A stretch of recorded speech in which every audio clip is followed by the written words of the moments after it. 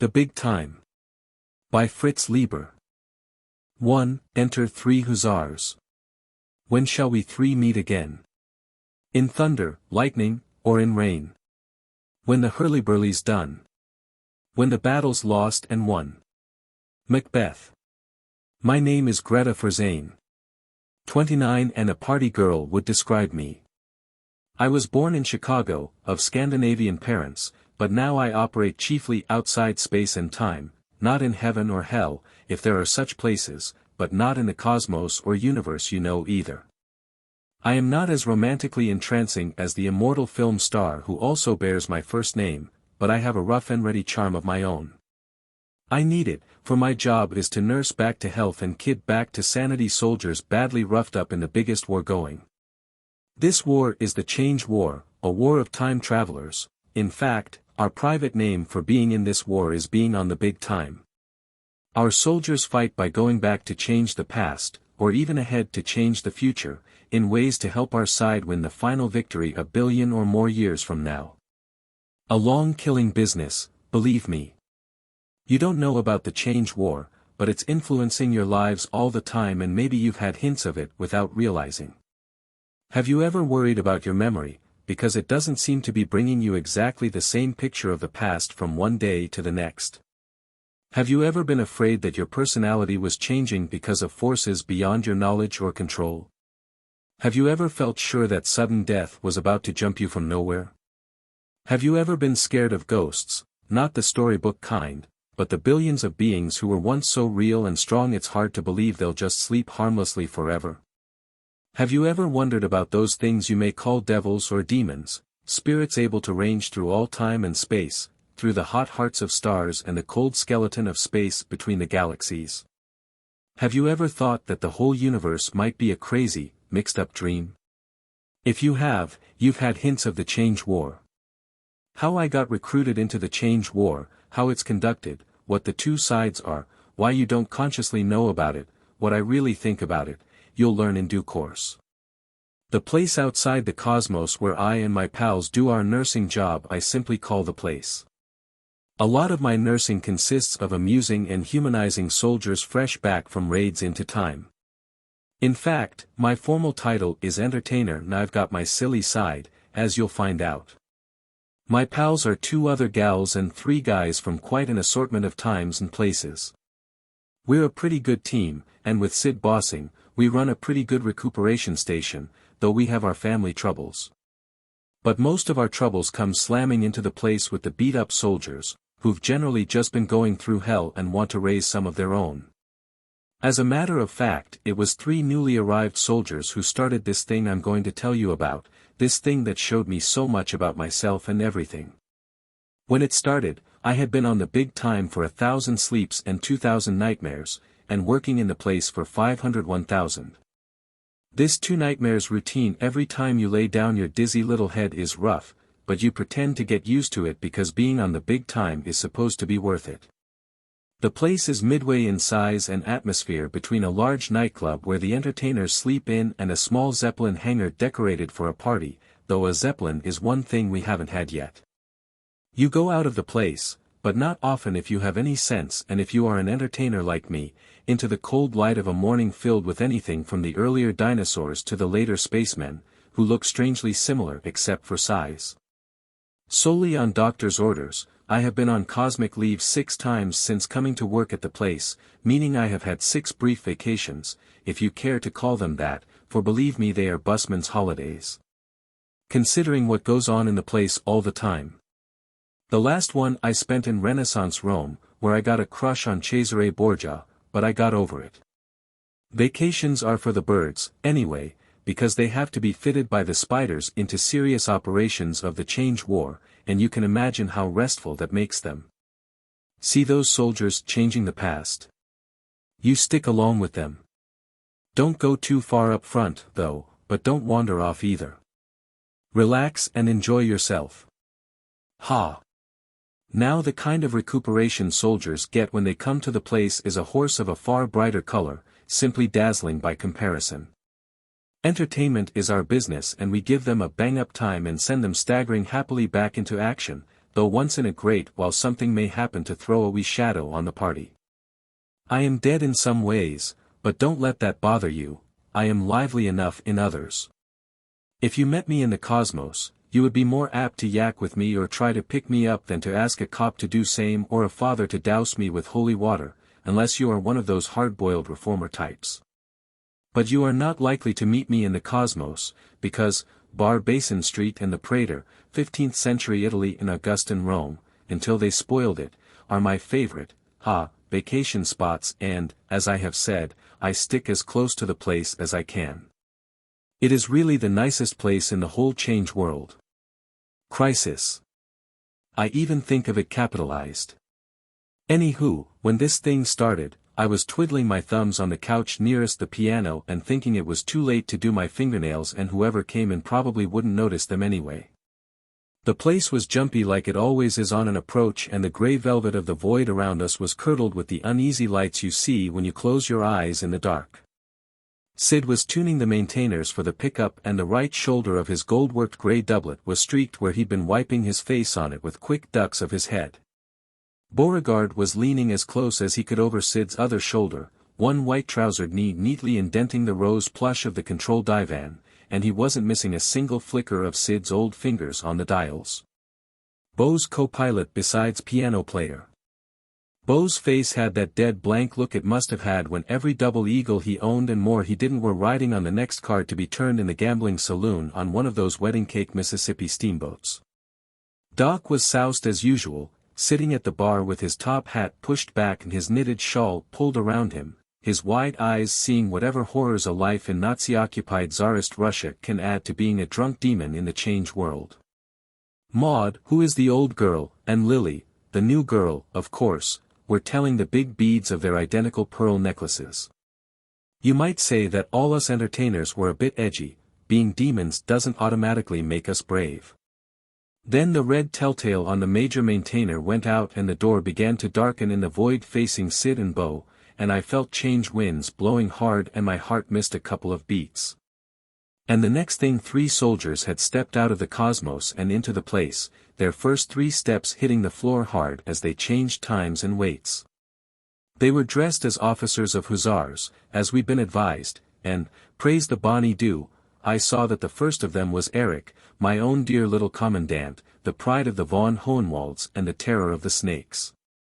Behind him was some hard-faced Roman or other, and beside Eric and shouldering into him as they stamped forward was a new boy, blonde, with a face like a Greek god who's just been touring a Christian hell. They were uniformed exactly alike in black, shakos, fur-edged pelisses, boots, and so forth, with white skull emblems on the shakos. The only difference between them was that Eric had a collar on his wrist and the new boy had a black gauntlet glove on his left hand and was clenching the mate in it, his right hand being bare like both of Eric's and the Romans. "You've made it, lads, hearts of gold," Sid boomed at them, and Beau twitched a smile and murmured something courtly and Maud began to chant, "Shut the door." And the new girl copied her and I joined in because the change winds do blow like crazy when the door is open, even though it can't ever be shut tight enough to keep them from leaking through. "Shut it before it blows wrinkles in our faces," Maud called in her gammon voice to break the ice, looking like a skinny teenager in the tight, knee-length frock she'd copied from the new girl. But the 3 soldiers weren't paying attention. The Roman, I remembered his name was Mark, was blundering forward stiffly as if there were something wrong with his eyes. While Eric and the new boy were yelling at each other about a kid and Einstein and a summer palace and a bloody glove and the snakes having booby-trapped St. Petersburg. Eric had that taut sadistic smile he gets when he wants to hit me. The new boy was in a tearing rage. "Why'd you pull us out so bloody fast? We fair chewed the Nevsky Prospect to pieces galloping away. Didn't you feel their stun guns, Dummkopf, when they sprung the trap, too soon, Gott sei Dank?" Eric demanded. "I did," the new boy told him. "Not enough to numb a cat. Why didn't you show us action?" "Shut up. I'm your leader. I'll show you action enough." "You won't. You're a filthy Nazi coward. Weibischer Engländer. Bloody Hun. Schlange. The blond lad knew enough German to understand that last crack. He threw back his sable-edged pelisse to clear his sword arm and he swung away from Eric, which bumped him into Bo. At the first sign of the quarrel, Bo had raised himself from the divan as quickly and silently as a, "No, I won't use that word," and slithered over to them. "Sirs, you forget yourselves," he said sharply, off balance, supporting himself on the new boy's upraised arm. "This is Sidney Lessingham's place of entertainment and recuperation. There are ladies." With a contemptuous snarl, the new boy shoved him off and snatched with his bare hand for his saber. Bo reeled against the divan, it caught him in the shins and he fell toward the maintainers. Sid whisked them out of the way as if they were a couple of beach radios, simply nothing in the place is nailed down, and had them back on the coffee table before Bo hit the floor. Meanwhile, Eric had his saber out and had parried the new boy's first wild slash and lunged in return, and I heard the scream of steel and the rutch of his boot on the diamond-studded pavement. Bo rolled over and came up pulling from the ruffles of his shirt bosom a derringer I knew was some other weapon in disguise, a stun gun or even an atropus. Besides scaring me damp for Eric and everybody, that brought me up short. Us entertainers' nerves must be getting as naked as the soldiers, probably starting when the spiders cancelled all cosmic leaves 20 sleeps back.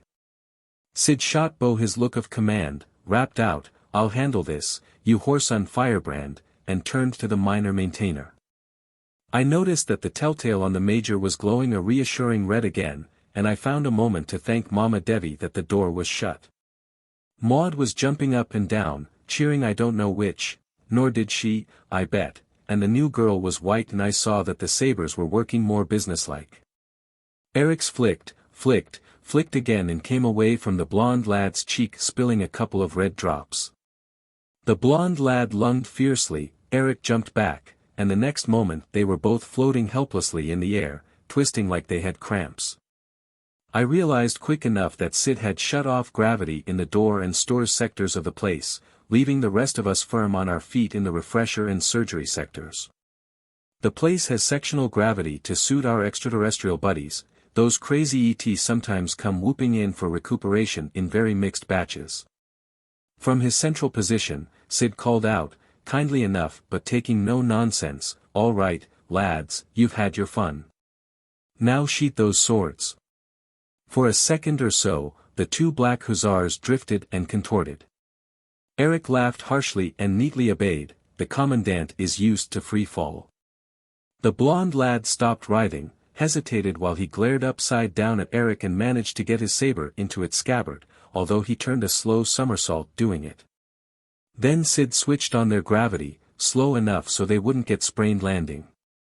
Eric laughed, lightly this time, and stepped out briskly toward us. He stopped to clap the new boy firmly on the shoulder and look him in the face. "So, now you get a good scar," he said. The other didn't pull away, but he didn't look up and Eric came on. Sid was hurrying toward the new boy, and as he passed Eric, he wagged a finger at him and gaily said, "You rogue."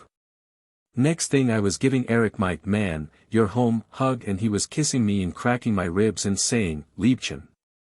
Dopchen." Which was fine with me because I do love him and I'm a good lover and as much a doubleganger as he is. We had just pulled back from each other to get a breath, his blue eyes looked so sweet in his worn face, when there was a thud behind us. With the snapping of the tension, Doc had fallen off his bar stool and his top hat was over his eyes. As we turned to chuckle at him, Maud squeaked and we saw that the Roman had walked straight up against the void and was marching along there steadily without gaining a foot, like it does happen. His black uniform melting into that inside-your-head gray. Maud and Bo rushed over to fish him back, which can be tricky. The thin gambler was all courtly efficiency again. Sid supervised from a distance. "What's wrong with him?" I asked Eric. He shrugged. Overdue for change shock. And he was nearest the stun guns. His horse almost threw him. Mein Gott, you should have seen St. Petersburg, Liebchen, the Nevsky Prospect, the canals flying by like reception carpets of blue sky, a cavalry troop in blue and gold that blundered across our escape, fine women in furs and ostrich plumes. A monk with a big tripod in his head under a hood. It gave me the horrors seeing all those zombies flashing past and staring at me in that sick unawakened way they have, and knowing that some of them, say the photographer, might be snakes. Our side in the Change War is the spiders, the other side is the snakes, though all of us, spiders and snakes alike, are doublegangers and demons too, because we're cut out of our lifelines in the cosmos. Your lifeline is all of you from birth to death. We're doublegangers because we can operate both in the cosmos and outside of it, and demons because we act reasonably alive while doing so, which the ghosts don't. Entertainers and soldiers are all demon doublegangers, whichever side they're on, though they say the snake places are simply ghastly. Zombies are dead people whose lifelines lie in the so-called past. What were you doing in St. Petersburg before the ambush? I asked Eric. That is, if you can talk about it. Why not? We were kidnapping the infant Einstein back from the snakes in 1883. Yes, the snakes got him, Liebchen, only a few sleeps back. Endangering the West's whole victory over Russia.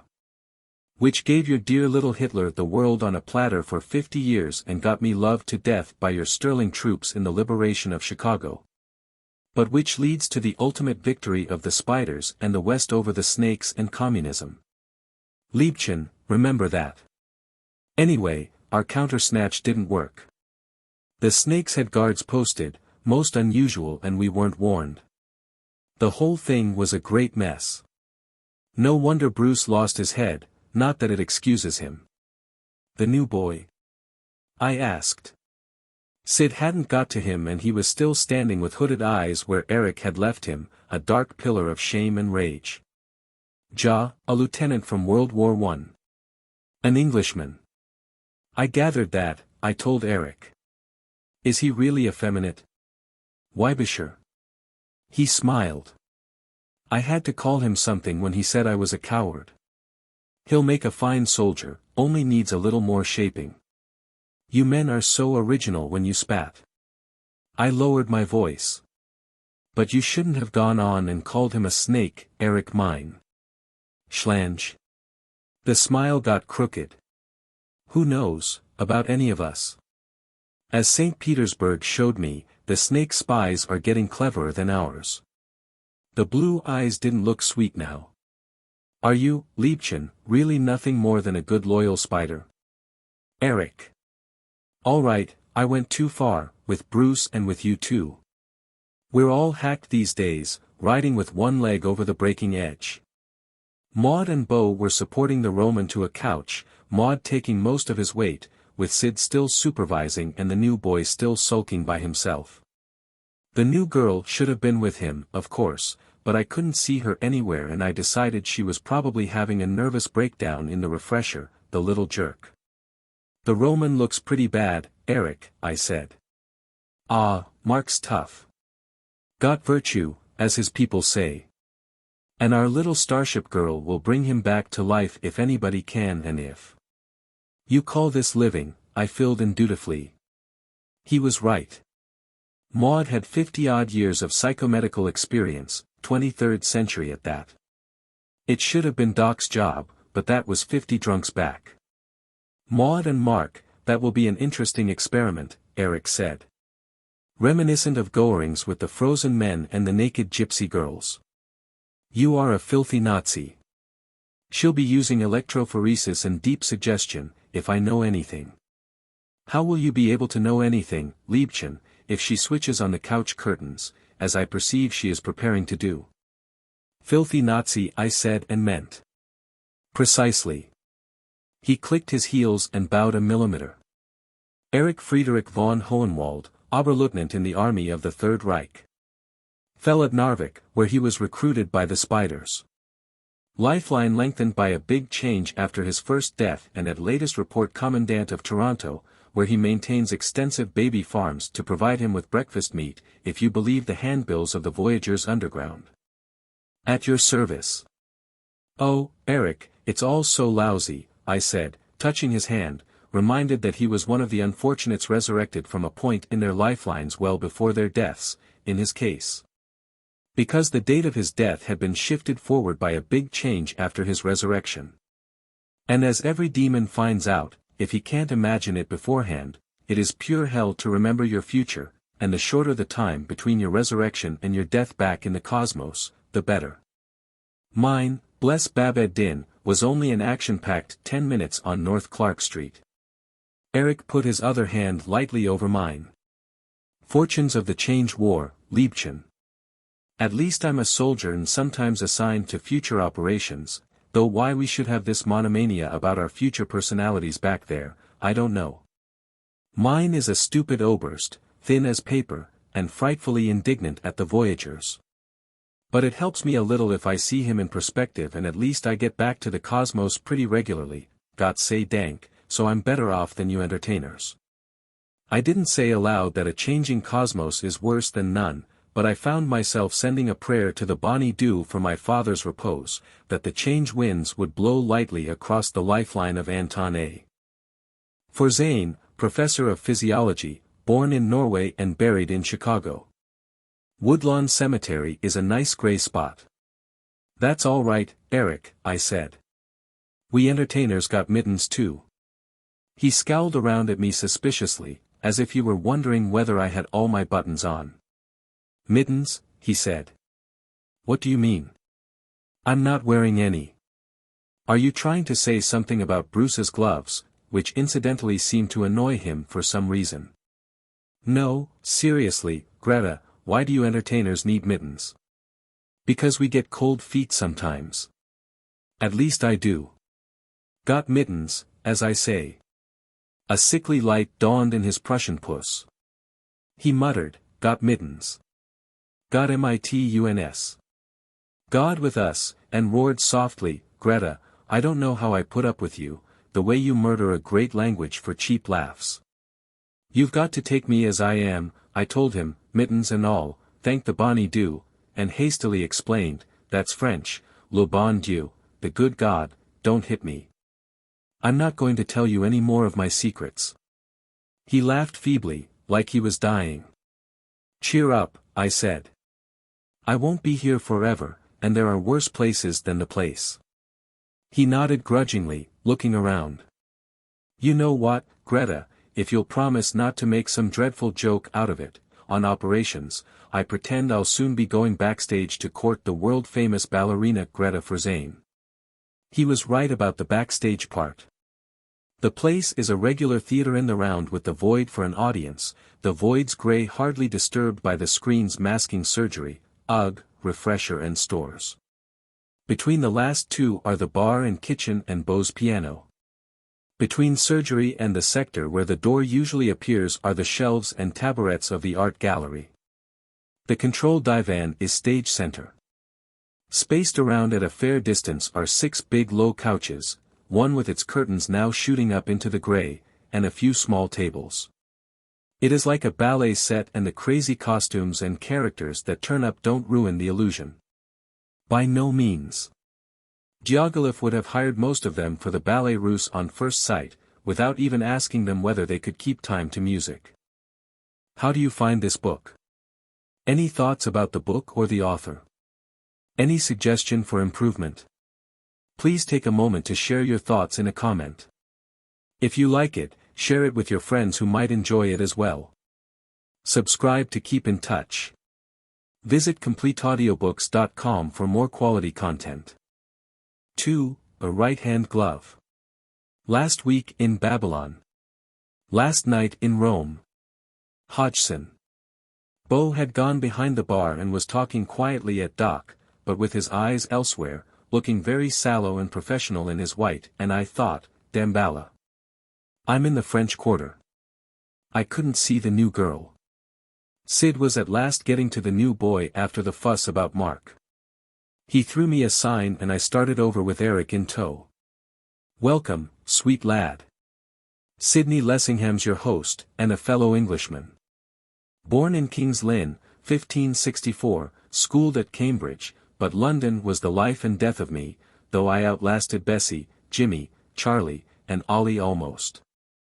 And what a life!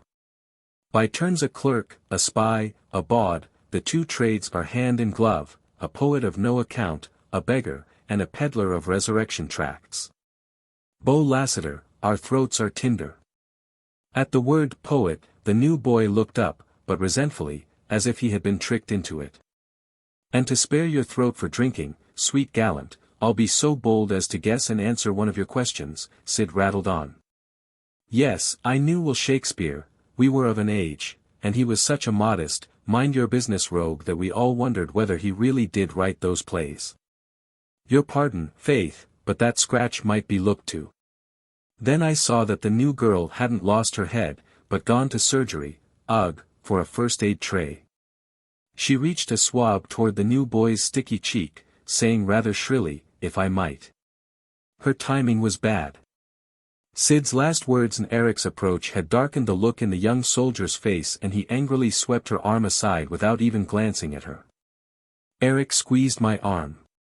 The tray clattered to the floor, and one of the drinks that Beau was bringing almost followed it.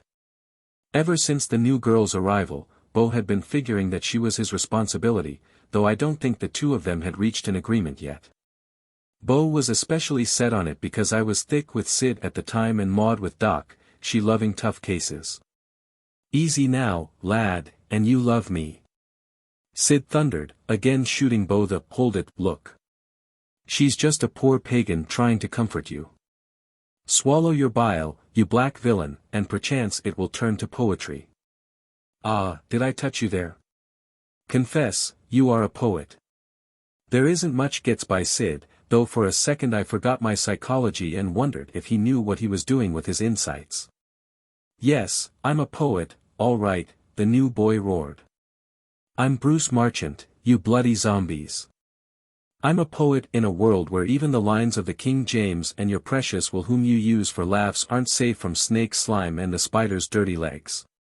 Changing our history, stealing our certainties, claiming to be so blasted all-knowing and best-intentioned and efficient, and what does it lead to?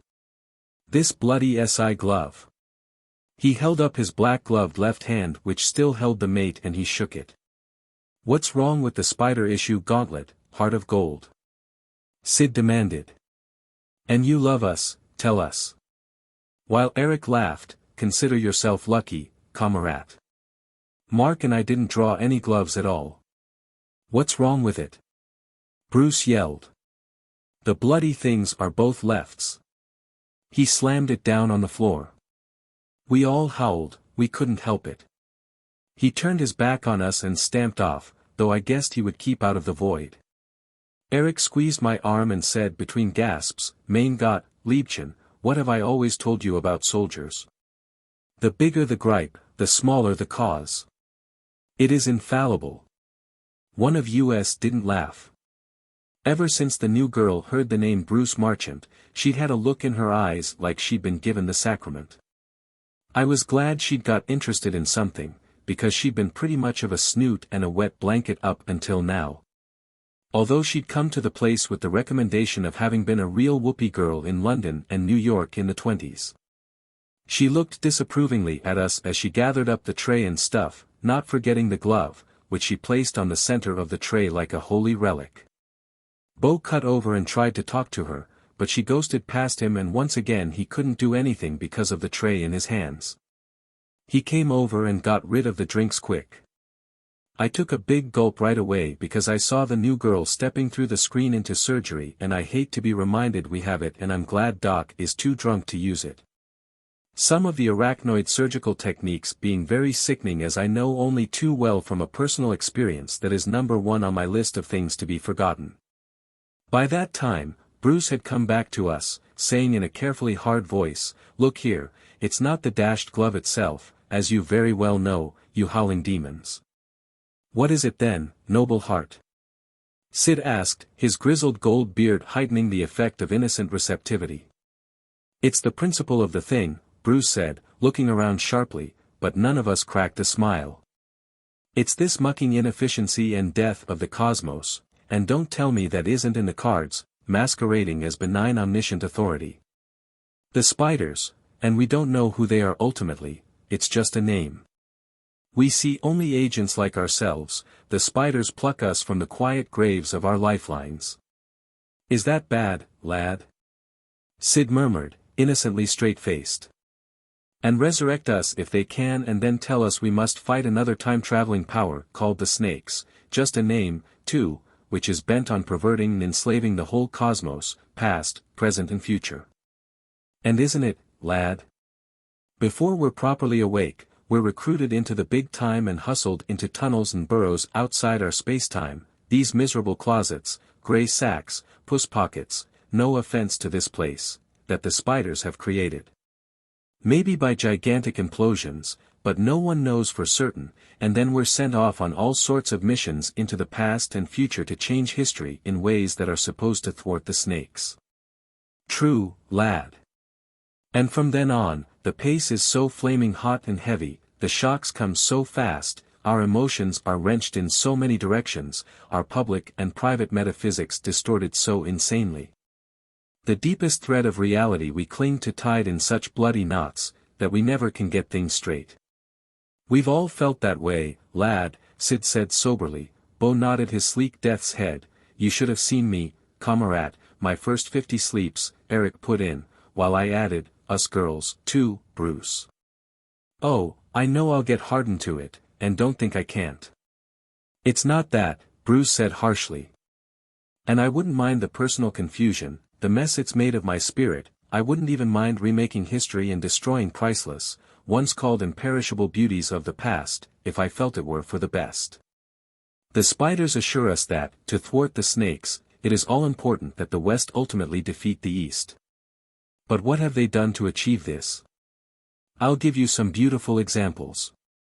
To stabilize power in the early Mediterranean world, they have built up Crete at the expense of Greece, making Athens a ghost city, Plato a trivial fabulist, and putting all Greek culture in a minor key. You got time for culture? I heard myself say, and I clapped my hand over my mouth in gentle reproof. But you remember the dialogues, lad, Sid observed. And rail not at Crete, I have a sweet Kevshian friend. For how long will I remember Plato's dialogues? And who after me? Bruce challenged. Here's another. The spiders want Rome powerful and, to date, they've helped Rome so much that she collapses in a blaze of German and Parthian invasions a few years after the death of Julius Caesar. This time it was Bo who butted in. Most everybody in the place loves these bull sessions.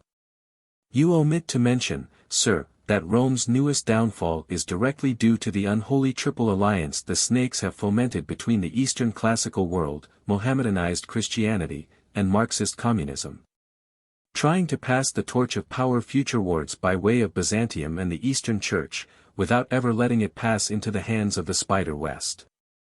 That, sir, is the Snakes' 3,000-year plan which we are fighting against, striving to revive Rome's glories. Striving is the word for it, Bruce snapped. Here's yet another example. To beat Russia, the spiders kept England and America out of World War II, thereby ensuring a German invasion of the New World and creating a Nazi empire stretching from the salt mines of Siberia to the plantations of Iowa. From Nizhny Novgorod to Kansas City. He stopped and my short hairs prickled. Behind me, someone was chanting in a weird spiritless voice, like footsteps in hard snow. Sauls, Sauls, Bringe Sauls. Keen, Peich, Nadij Heron. Sauls, Sauls, Sauls.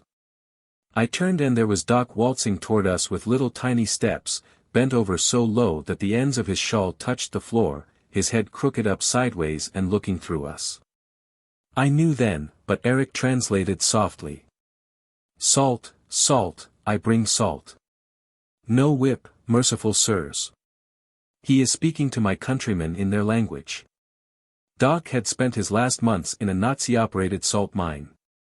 He saw us and got up, straightening his top hat very carefully.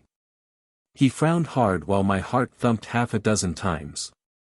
Then his face slackened, he shrugged his shoulders and muttered, Nichivo. And it does not matter, sir, Bo translated, but directing his remark at Bruce.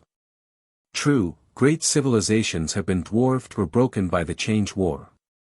But others, once crushed in the bud, have bloomed. In the 1870s, I traveled a Mississippi that had never known Grant's gunboats. I studied piano, languages, and the laws of chance under the greatest European masters at the University of Vicksburg. And you think your pipsqueak steamboat culture is compensation for, Bruce began, but, prithee none of that, lad, Sid interrupted smartly. Nations are as equal as so many madmen or drunkards, and I'll drink dead drunk the man who disputes me. Hear reason, nations are not so puny as to shrivel and vanish at the first tampering with their past, no, nor with the 10th. Nations are monsters, boy, with guts of iron and nerves of brass. Waste not your pity on them. True indeed, sir, Beau pressed, cooler and keener for the attack on his greater south. Most of us enter the change world with the false metaphysic that the slightest change in the past, a grain of dust misplaced, will transform the whole future. It is a long while before we accept with our minds as well as our intellects the law of the conservation of reality, that when the past is changed, the future changes barely enough to adjust, barely enough to admit the new data. The change winds meet maximum resistance always. Otherwise the first operation in Babylonia would have wiped out New Orleans, Sheffield, Stuttgart, and Maud Davies' birthplace on Ganymede. Note how the gap left by Rome's collapse was filled by the imperialistic and Christianized Germans. Only an expert demon historian can tell the difference in most ages between the former Latin and the present Gothic Catholic Church. As you yourself, sir, said of Greece, it is as if an old melody were shifted into a slightly different key. In the wake of a big change, cultures and individuals are transposed, it's true, yet in the main they continue much as they were, except for the usual scattering of unfortunate but statistically meaningless accidents. All right, you bloody savants, maybe I pushed my point too far, Bruce growled. But if you want variety, give a thought to the rotten methods we use in our wonderful change war. Poisoning Churchill and Cleopatra. Kidnapping Einstein when he's a baby. The snakes did it first, I reminded him. Yes, and we copied them. How resourceful does that make us, he retorted, arguing like a woman. If we need Einstein, why don't we resurrect him, deal with him as a man? Beau said, serving his culture in slightly thicker slices, pardonnez-moi, but when you have enjoyed your status as doubleganger a soupçon longer, you will understand that great men can rarely be resurrected. Their beings are too crystallized, sir, their lifelines too tough. Pardon me, but I think that's rot. I believe that most great men refuse to make the bargain with the snakes, or with us spiders either. They scorn resurrection at the price demanded. Brother, they ain't that great, I whispered, while Beau glided on with, however that may be, you have accepted resurrection, sir, and so incurred an obligation which you as a gentleman must honor. I accepted resurrection all right, Bruce said, a glare coming into his eyes. When they pulled me out of my line at Passchendaele in 1710 minutes before I died, I grabbed at the offer of life like a drunkard grabs at a drink the morning after. But even then I thought I was also seizing a chance to undo historic wrongs, work for peace. His voice was getting wilder all the time. Just beyond our circle, I noticed the new girl watching him worshipfully. But what did I find the spiders wanted me for? Only to fight more wars, over and over again, make them crueler and stinkinger, cut the swath of death a little wider with each big change, work our way a little closer to the death of the cosmos. Sid touched my wrist and, as Bruce raved on, he whispered to me, what kind of ball, think you, will please and so quench this fire-brained rogue? And you love me, discover it. I whispered back without taking my eyes off Bruce either, I know somebody who'll be happy to put on any kind of ball he wants, if he'll just notice her. The new girl, sweetling. 'Tis well. This rogue speaks like an angry angel. It touches my heart and I like it not. Bruce was saying hoarsely but loudly, and so we're sent on operations in the past and from each of those operations the change winds blow futurewards, swiftly or slowly according to the opposition they breast, sometimes rippling into each other. And any one of those winds may shift the date of our own death ahead of the date of our resurrection, so that in an instant, even here, outside the cosmos, we may molder and rot or crumble to dust and vanish away. The wind with our name in it may leak through the door. Faces hardened at that, because it's bad form to mention change death, and Eric flared out with, "Halt's Maul, Kamerat. There's always another resurrection." But Bruce didn't keep his mouth shut. He said, "Is there? I know the spiders promise it, but even if they do go back and cut another doubleganger from my lifeline, is he me?" He slapped his chest with his bare hand. "I don't think so. And even if he is me, with unbroken consciousness, why's he been resurrected again? Just to refight more wars and face more changed death for the sake of an almighty power." His voice was rising to a climax, "an almighty power so bloody ineffectual, it can't furnish one poor soldier pulled out of the mud of Passchendaele. One miserable change commando, one godforsaken recuperate a proper issue of equipment." And he held out his bare right hand toward us, fingers spread a little, as if it were the most amazing object and most deserving of outraged sympathy in the whole world. The new girl's timing was perfect. She whisked through us, and before he could so much as wiggle the fingers, she whipped a black gauntlet glove on it and anyone could see that it fitted his hand perfectly. This time our laughing beat the other. We collapsed and slopped our drinks and pounded each other on the back and then started all over. "ACH, der Hansche, Liebchen. Where'd she get it?" Eric gasped in my ear. "Probably just turned the other one inside out, that turns a left into a right. I've done it myself," I wheezed, collapsing again at the idea. "That would put the lining outside," he objected. "Then I don't know," I said. "We got all sorts of junk in stores." "It doesn't matter, Liebchen," he assured me. "ACH, der Hansche." All through it, Bruce just stood there admiring the glove, moving the fingers a little now and then, and the new girl stood watching him as if he were eating a cake she'd baked. When the hysteria quieted down, he looked up at her with a big smile. "What did you say your name was?" "Lily," she said, and believe you me, she was Lily to me even in my thoughts from then on, for the way she'd handled that lunatic. "Lillian Foster," she explained. "I'm English also. Mr. Marchant, I've read A Young Man's Fancy I don't know how many times." "You have? It's wretched stuff.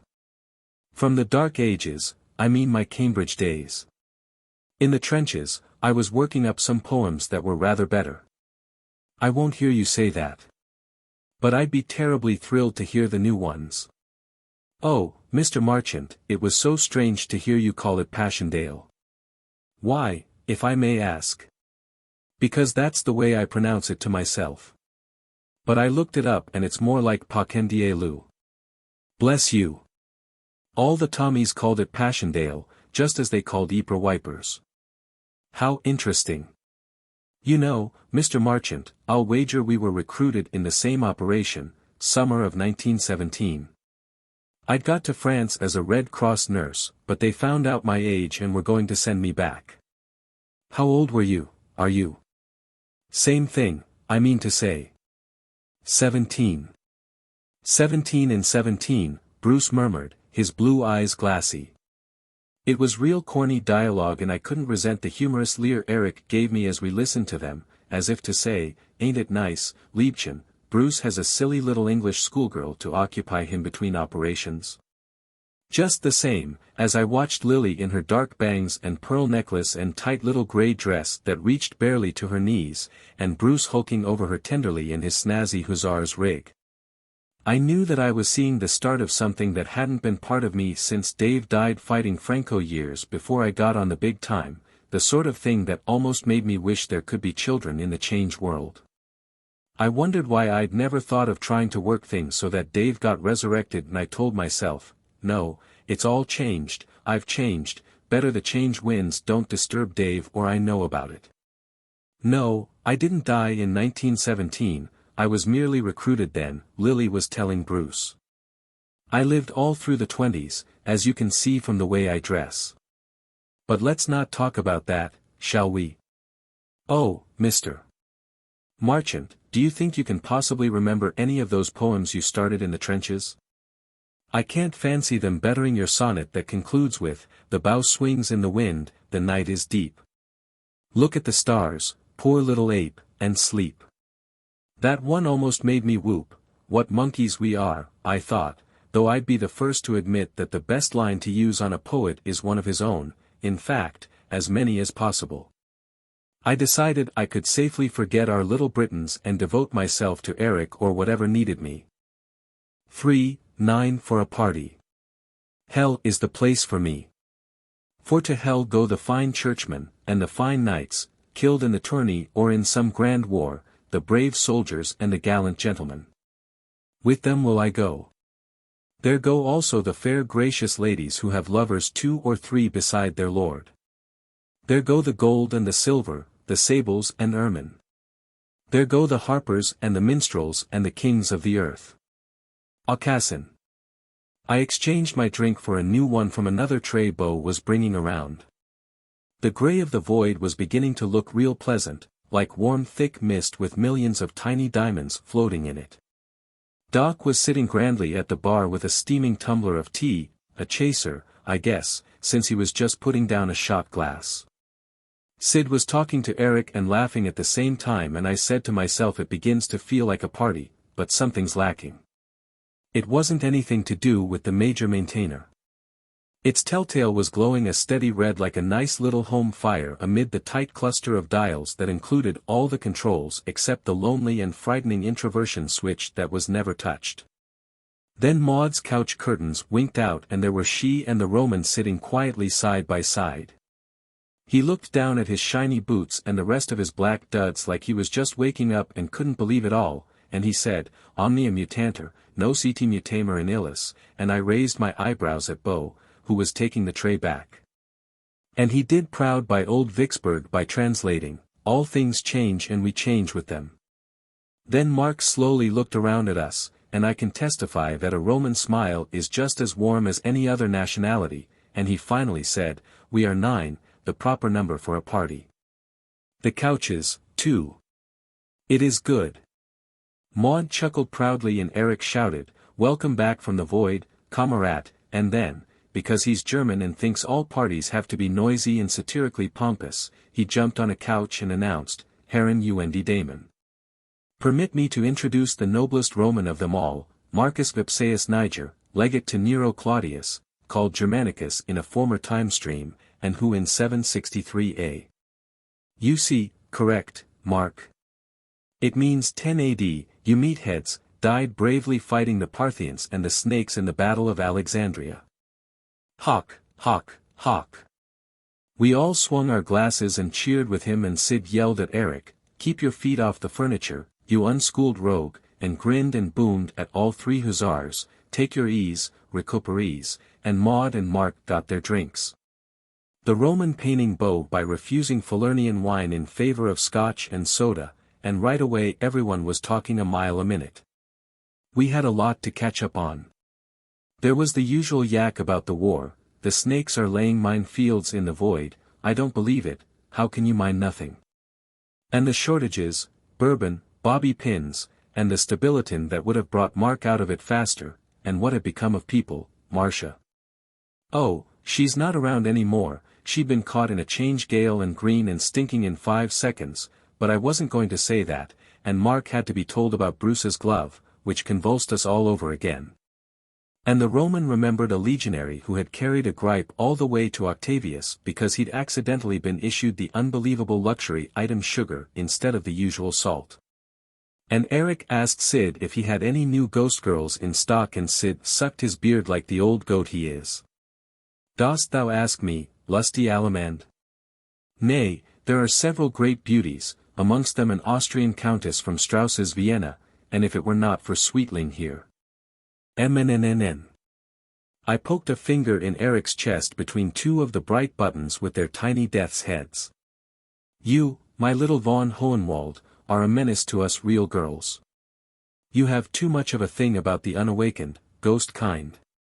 He called me his little demon and hugged me a bit too hard to prove it wasn't so, and then he suggested we show Bruce the art gallery. I thought this was a real brilliant idea, but when I tried to argue him out of it, he got stubborn. Bruce and Lily were willing to do anything anyone wanted them to, though not so willing to pay any attention while doing it.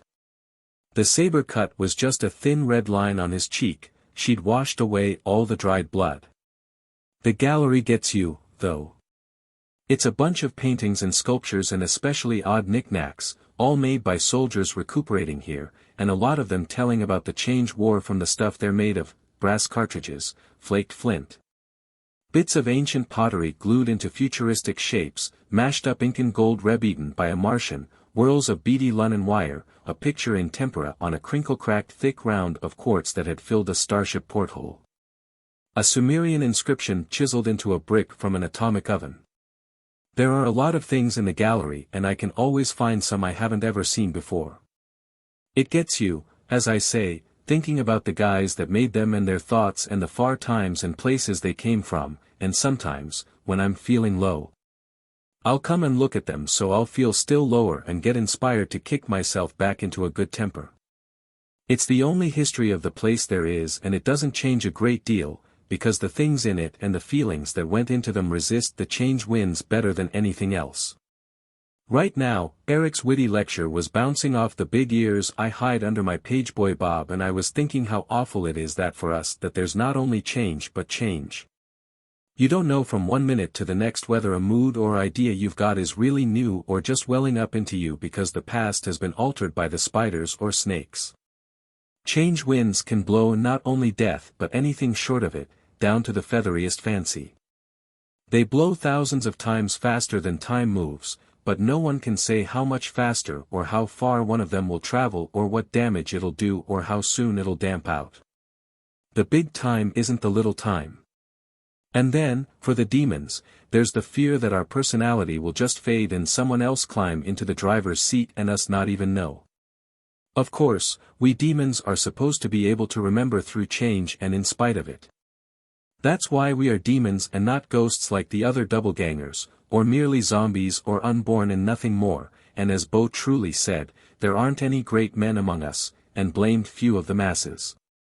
Either, we're a rare sort of people and that's why the spiders have to recruit us where they find us without caring about our previous knowledge and background, a foreign legion of time, a strange kind of folk, bright but always in the background. With built-in nostalgia and cynicism, as adaptable as Centaurian shape changers but with memories as long as a London's 6 arms, a kind of change people, you might say, the cream of the damned. But sometimes I wonder if our memories are as good as we think they are and if the whole past wasn't once entirely different from anything we remember, and we've forgotten that we forgot. As I say, the gallery gets you feeling real low, and so now I said to myself, back to your lousy little commandant, kid, and gave myself a stiff boot. Eric was holding up a green bowl with gold dolphins or spaceships on it and saying, and, to my mind, this proves that Etruscan art is derived from Egyptian. Don't you agree, Bruce? Bruce looked up, all smiles from Lily, and said, what was that, dear chap? Eric's forehead got dark as the door and I was glad the Hussars had parked their sabers along with their shakos, but before he could even get out a Jerry cuss word, Doc breezed up in that plateau state of drunkenness so like hypnotized sobriety. Moving as if he were on a dolly, ghosted the bowl out of Eric's hand, said, a beautiful specimen of middle systemic Venusian. When H finished it, he told me you couldn't look at it and not feel the waves of the northern Venusian shallows rippling around your hoofs. But it might look better inverted. I wonder. Who are you, young officer? Nichivo, and he carefully put the bowl back on its shelf and rolled on. It's a fact that Doc knows the art gallery better than any of us, really by heart, he being the oldest inhabitant, though he maybe picked a bad time to show off his knowledge. Eric was going to take out after him, but I said, Nix, comrade, remember gloves and sugar, and he contented himself with complaining, that Nichivo, it's so gloomy and hopeless, unsurlich. I tell you, Liebchen, they shouldn't have Russians working for the spiders, not even as entertainers. I grinned at him and squeezed his hand. Not much entertainment in Doc these days, is there? I agreed. He grinned back at me a shade sheepishly and his face smoothed and his blue eyes looked sweet again for a second and he said, I shouldn't want to claw out at people that way, Greta, but at times I am just a jealous old man. Which is not entirely true, as he isn't a day over 33, although his hair is nearly white. Our lovers had drifted on a few steps until they were almost fading into the surgery screen. It was the last spot I would have picked for the formal preliminaries to a little British smooching, but Lily probably didn't share my prejudices. Though I remembered she'd told me she'd served a brief hitch in an arachnoid field hospital before being transferred to the place. But she couldn't have had anything like the experience I'd had during my short and sour career as a spider nurse, when I'd acquired my best-hated nightmare and flopped completely, job-wise, but on the floor. 2. At seeing a doctor flick a switch and a being, badly injured but human, turn into a long cluster of glistening strange fruit, ugh, it always makes me want to toss my cookies and my buttons. And to think that dear old Daddy Anton wanted his Greta Chili to be a doctor. Well, I could see this wasn't getting me anywhere I wanted to go, and after all there was a party going on. Doc was babbling something at a great rate to Sid. I just hoped Doc wouldn't get inspired to go into his animal imitations, which sound pretty fierce and once seriously offended some recuperating ETs. Maud was demonstrating to Mark a 23rd century two-step and Bo sat down at the piano and improvised softly on her rhythm. As the deep thrumming relaxing notes hit us, Eric's face brightened and he dragged me over. Pleasantly soon I had my feet off the diamond rough floor, which we don't carpet because most of the ETs, the dear boys, like it hard, and I was shouldering back deep into the couch nearest the piano. With cushions all around me and a fresh drink in my hand, while my Nazi boyfriend was getting ready to discharge his Weltschmerz's song, which didn't alarm me too much, as his baritone is passable. Things felt real good, like the maintainer was just idling to keep the place in existence and moored to the cosmos, not exerting itself at all or at most taking an occasional lazy paddle stroke. At times the place's loneliness can be happy and comfortable. Then Bo raised an eyebrow at Eric, who nodded, and next thing they were launched into a song we all know, though I've never found out where it originally came from. This time it made me think of Lily, and I wondered why, and why it's a tradition at recuperation stations to call the new girl Lily, though in this case it happened to be her real name. Standing in the doorway just outside of space. Winds of change blow round you but don't touch your face. You smile as you whisper tenderly. Please cross to me, recuperate. The operation's over, come in and close the door. 4. SOS From Nowhere. De Bailhatch, Fresca, Mrs. Campbell, World. Beyond the circuit of the shuddering bear. In fractured atoms. Eliot.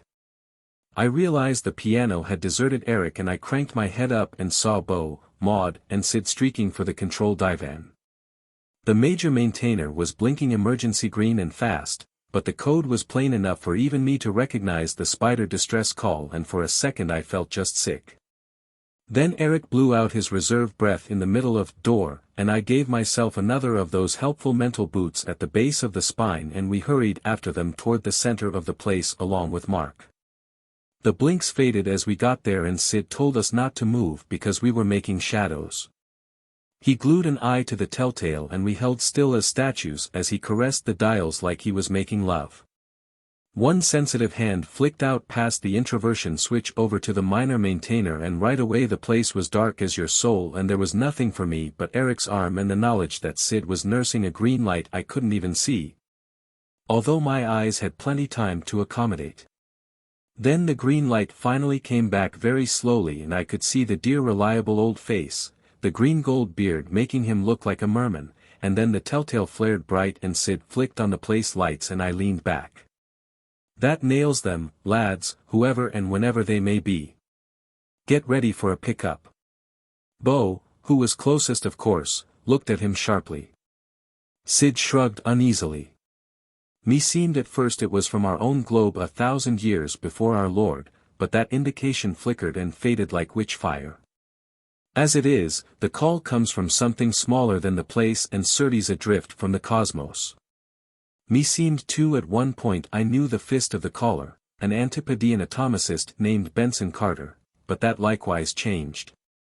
Bo said, "We're not in the right phase of the cosmos place's rhythm for a pickup, are we, sir?" Sid answered, "Ordinarily not, boy."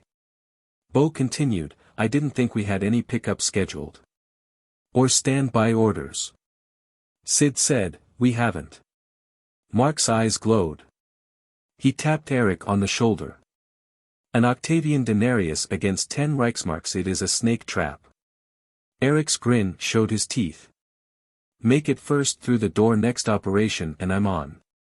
It didn't take that to tell me things were serious, or the thought that there's always a first time for bumping into something from really outside the cosmos.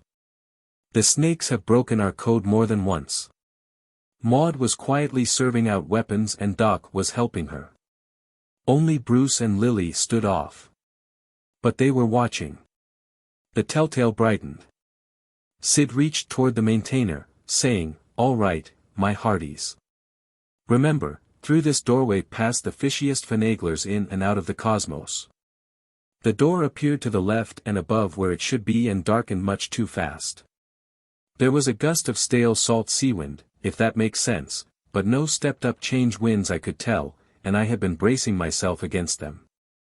The door got inky and there was a flicker of grey fur whips and a flash of copper flesh and gilt and something dark and a clump of hoofs, and Eric was sighting a stun gun across his left forearm.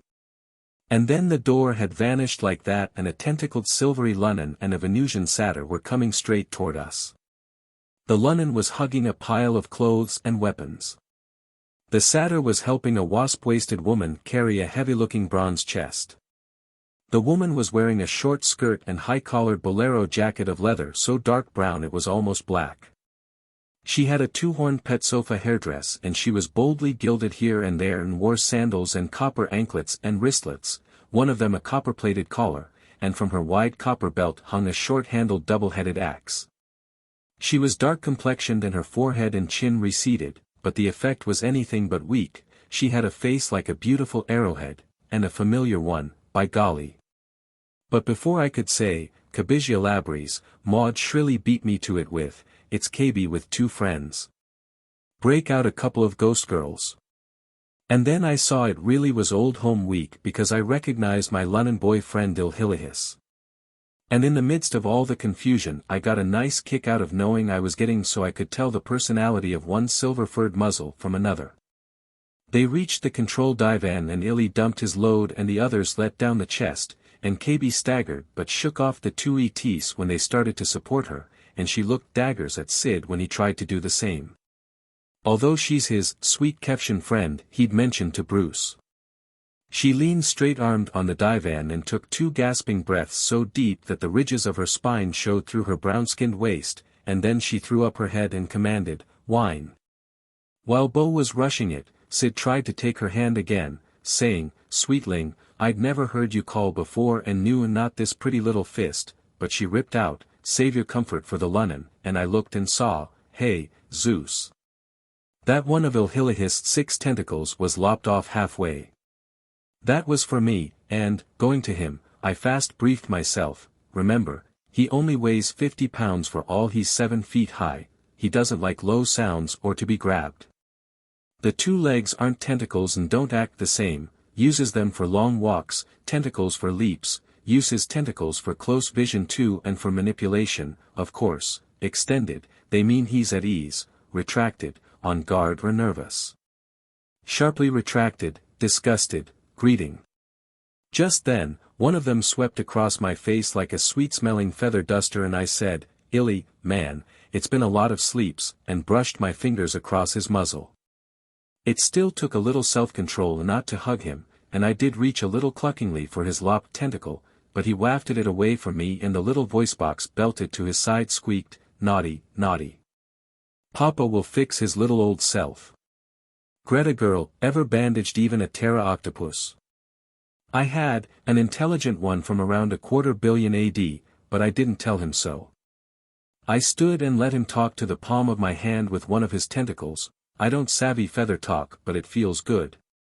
Though I've often wondered who taught him English, and watched him use a couple others to whisk a sort of Lunnan band-aid out of his pouch and cap his wound with it. Meanwhile, the satyr knelt over the bronze chest, which was decorated with little death's heads and crosses with hoops at the top and swastikas, but looking much older than Nazi, and the satyr said to Sid, "Quick thinkin', Gov. When ye saw the door comin' in high-end softened up gravity unner it, but cut I have some hep now." Sid touched the minor maintainer and we all got very light and my stomach did a flip-flop while the satyr piled on the chest the clothes and weapons that Illy had been carrying and pranced off with it all and carefully put it down at the end of the bar. I decided the satyr's English instructor must have been quite a character, too. Wish I'd met him, her, it. Sid thought to ask Illy if he wanted moon normal gravity in one sector, but my boy likes to mix, and being such a lightweight, Earth normal gravity doesn't bother him. As he said to me once, would Jovian gravity bother a beetle, Greta girl? I asked Illy about the satyr and he squeaked that his name was 7C and that he'd never met him before this operation. I knew the satyrs were from 1 billion years in the future, just as the loonies were from 1 billion in the past, and I thought, creased us. But it must have been a real big or emergency-like operation to have the spiders using those two for it, with 2 billion years between them, a time difference that gives you a feeling of awe for a second, you know. I started to ask Illy about it, but just then Bo came scampering back from the bar with a big red and black earthenware goblet of wine. We try to keep a variety of drinking tools in stock so folks will feel more at home. KB grabbed it from him and drained most of it in one swallow and then smashed it on the floor. She does things like that, though Sid's tried to teach her better. Then she stared at what she was thinking about until the whites showed all around her eyes and her lips pulled way back from her teeth and she looked a lot less human than the two ETs, just like a fury. Only a time traveler knows how like the wild murals and engravings of them some of the ancients can look. My hair stood up at the screech she let out. She smashed a fist into the divan and cried, "Goddess! Must I see Crete destroyed, revived, and now destroyed again? It is too much for your servant." Personally, I thought she could stand anything. There was a rush of questions at what she said about Crete. I asked one of them, for the news certainly frightened me, but she shot up her arm straight for silence and took a deep breath and began. In the balance hung the battle. Rowing like black centipedes, the Dorian hulls bore down on our outnumbered ships. On the bright beach, masked by rocks, 7C and I stood by the needle gun, ready to give the black hulls silent wounds. Beside us was Ilhilihis, suited as a sea monster. But then I saw she wasn't altogether the Iron Babe, for her voice broke and she started to shake and to sob rackingly, although her face was still a mask of rage, and she threw up the wine. Sid stepped in and made her stop, which I think he'd been wanting to do all along. 5. Sid Insists on Ghostgirls. Whenever I take up a newspaper and read it, I fancy I see ghosts creeping between the lines. There must be ghosts all over the world. They must be as countless as the grains of the sands, it seems to me. Ibsen. My Elizabethan boyfriend put his fists on his hips and laid down the law to us as if we were a lot of nervous children who'd been playing too hard. Look you, masters, this is a recuperation station and I am running it as such. A plague of all operations. I care not if the frame of things disjoints and the whole changed world goes to ruin, but you, warrior maid, are going to rest and drink more wine slowly before you tell your tale and your colleagues are going to be properly companioned. No questions, anyone. Bo, and you love us, give us a lively tune. KB relaxed a little and let him put his hand carefully against her back in token of support and she said grudgingly, "All right, fat belly." Then, so help me, to the tune of the Muskrat Ramble, which I'd taught Bo, we got girls for those two ETs and everybody properly paired up. Right here I want to point out that a lot of the things they say in the change world about recuperation stations simply aren't so, and anyway they always leave out 9/10 of it. The soldiers that come through the door are looking for a good time, sure, but they're hurt real bad too, every one of them, deep down in their minds and hearts, if not always in their bodies or so you can see it right away. Believe me, a temporal operation is no joke, and to start with, there isn't one person in 100 who can endure to be cut from his lifeline and become a really wide-awake doubleganger, a demon, that is, let alone a soldier. What does a badly hurt and mixed-up creature need who's been fighting hard? One individual to look out for him and feel for him and patch him up, and it helps if the one is of the opposite sex, that's something that goes beyond species. There's your basis for the place and the wild way it goes about its work, and also for most other recuperation stations or entertainment spots. The name entertainer can be misleading, but I like it. She's got to be a lot more than a good party girl, or boy, though she's got to be that too. She's got to be a nurse and a psychologist and an actress and a mother and a practical ethnologist and a lot of things with longer names, and a reliable friend.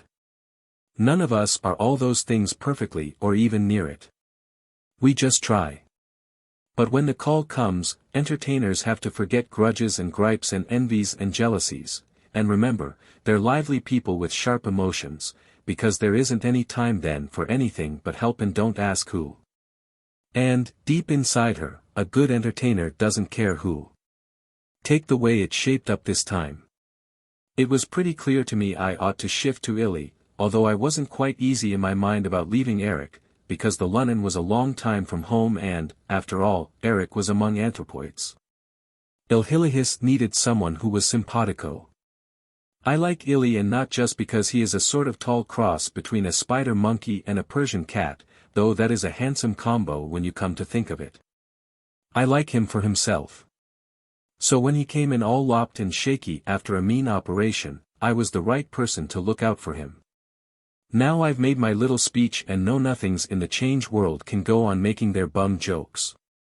But I ask you, how could an arrangement between Illy and me be anything but platonic? We might have had some octopoid girls and nymphs in stock, Sid couldn't be sure until he checked, but Ilhilihis and 7C voted for real people, and I knew Sid saw it their way. Maud squeezed Mark's hand and tripped over to 7C, those are sharp hoofs you got, man, she's picked up some of my language, like she has everything else, though Bo did frown over his shoulder at Lily from the piano. Maybe to argue that she ought to take on the ET, as Mark had been a real casualty and could use live nursing. But it was plain as day to anybody but Bo that Bruce and Lily were a big thing and the last to be disturbed. Eric acted stiffly hurt at losing me, but I knew he wasn't. He thinks he has a great technique with ghost girls and he likes to show it off, and he really is pretty slick at it, if you go for that sort of thing, and, Yang Mai-een, who doesn't at times. And when Sid formally wafted the Countess out of stores, a real blonde stunner in a white satin hobble skirt with a white egret swaying up from her tiny hat, way ahead of Maud and Lily and me when it came to looks. Though transparent as cigarette smoke, and when Eric clicked his heels and bowed over her hand and proudly conducted her to a couch, black Svengali to her trilby. And started to German talk some life into her with much head cocking and toothy smiling and a flow of witty flattery, and when she began to flirt back and the dream look in her eyes sharpened hungrily and focused on him, well. Then I knew that Eric was happy and felt he was doing proud by the Reichswehr. No, my little commandant wasn't worrying me on that score. Mark had drawn a Greek hetaira, name of Phryne. I suppose not the one who maybe still does the famous courtroom striptease back in Athens, and he was waking her up with little sips of his scotch and soda, though, from some looks he'd flashed, I got the idea KB was the kid he really went for. Sid was coaxing the fighting gal to take some high-energy bread and olives along with the wine, and, for a wonder, Doc seemed to be carrying on an animated and rational conversation with 7C Maud. Maybe comparing notes on the northern Venusian shallows, and Bo had got on to Panther Rag, and Bruce and Lily were leaning on the piano, smiling very appreciatively, but talking to each other a mile a minute. Illy turned back from inspecting them all and squeaked, "Animals with clothes are so refreshing, darling. Like you're all carrying banners." Maybe he had something there, though my banners were kind of Ash Wednesday, a charcoal gray sweater and skirt. He looked at my mouth with a tentacle to see how I was smiling and he squeaked softly, "Do I seem dull and commonplace to you, Greta girl, because I haven't got banners? Just another zombie from a billion years in your past, as gray and lifeless as Luna is today, not as when she was a real dreamy sister planet simply bursting with air and water and feather forests. Or am I as strangely interesting to you as you are to me, girl from a billion years in my future?" "Illy, you're sweet," I told him, giving him a little pat. I noticed his fur was still vibrating nervously and I decided the heck with Sid's orders, I'm going to pump him about what he was doing with KB and the satyr. Couldn't have him a billion years from home and bottled up, too. Besides, I was curious. 6. Crete circa 1300 BC. Maiden, nymph, and mother are the eternal royal trinity of the island, and the goddess, who is worshipped there in each of these aspects, as new moon, full moon, and old moon, is the sovereign deity. Graves. KB pushed back at Sid some seconds of bread and olives, and, when he raised his bushy eyebrows, gave him a curt nod that meant she knew what she was doing. She stood up and sort of took a position. All the talk quieted down fast, even Bruce's and Lily's. KB's face and voice weren't strained now, but they weren't relaxed either. Woe to Spider. Woe to Cretan. Heavy is the news I bring you. Bear it bravely, like strong women. When we got the gun unlimbered, I heard seaweed fry and crackle. We three leaped behind the rock wall, saw our gun grow white as sunlight in a heat ray of the serpents. Natch, we feared we were outnumbered and I called upon my caller. I don't know how she does it, but she does, in English too. That is, when she figures she's got something important to report, and maybe she needs a little time to get ready. Bo claims that all the ancients fit their thoughts into measured lines as naturally as we pick a word that will do, but I'm not sure how good the Vicksburg language department is. Though why I should wonder about things like that when I've got KB spouting the stuff right in front of me, I don't know. But I didn't die there, kiddos. I still hope to hurt the Greek ships, maybe with the snake's own heat gun. So I quick tried to outflank them. My two comrades crawled beside me. They are males, but they have courage. Soon we spied the ambush setters. They were snakes and they were many, filthily disguised as Cretans. There was an indignant murmur at this, for our cutthroat change war has its code, the soldiers tell me. Being an entertainer, I don't have to say what I think. They had seen us when we saw them, KB swept on, and they loosed a killing volley. Heat and knife rays struck about us in a storm of wind and fire, and the Lunnon lost a feeler, fighting for Crete's triple goddess. So we dodged behind a sandhill, steered our flight back toward the water. It was awful, what we saw there, Crete's brave ships all sunk or sinking, blue sky sullied by their death smoke. Once again the Greeks had licked us, aided by the filthy serpents. Round our wrecks, their black ships scurried, like black beetles, filth their diet, yet this day they dine on heroes. On the quiet sunlit beach there, I could feel a change gale blowing, working changes deep inside me, aches and pains that were strangers. Half my memories were doubled, half my lifeline crooked and twisted, 3 new moles upon my sword hand. Goddess, goddess, triple goddess. Her voice wavered and Sid reached out a hand, but she straightened her back. Triple goddess, give me courage to tell everything that happened. We ran down into the water, hoping to escape by diving. We had hardly gotten under when the heat rays hit above us, turning all the cool green surface to a roaring white inferno. But as I believe I told you, I was calling on my caller, and a door now opened to us, deep below the deadly steam clouds. We dived in like frightened minnows and a lot of water with us. Off Chicago's Gold Coast, Dave once gave me a lesson in skin diving and, remembering it, I got a flash of KB's door in the dark depths. For a moment, all was chaos. Then the door slammed shut behind us. We'd been picked up in time's nick by an express room of our spiders, sloshing 2 feet deep in water, much more cramped for space than this place. It was manned by a magician, an old coot named Benson Carter. He dispelled the water quickly and reported on his caller.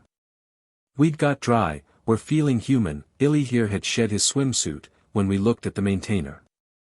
It was glowing, changing, melting. And when Benson Carter touched it, he fell backward, death was in him. Then the void began to darken, narrow, shrink and close around us, so I called upon my caller, without wasting time, let me tell you. We can't say for sure what was it slowly squeezed that sweet express room, but we fear the dirty snakes have found a way to find our places and attack outside the cosmos, found the spiderweb that links us in the void's gray less than nothing. No murmur this time. This reaction was genuine. We'd been hit where we lived and I could see everybody was scared as sick as I was.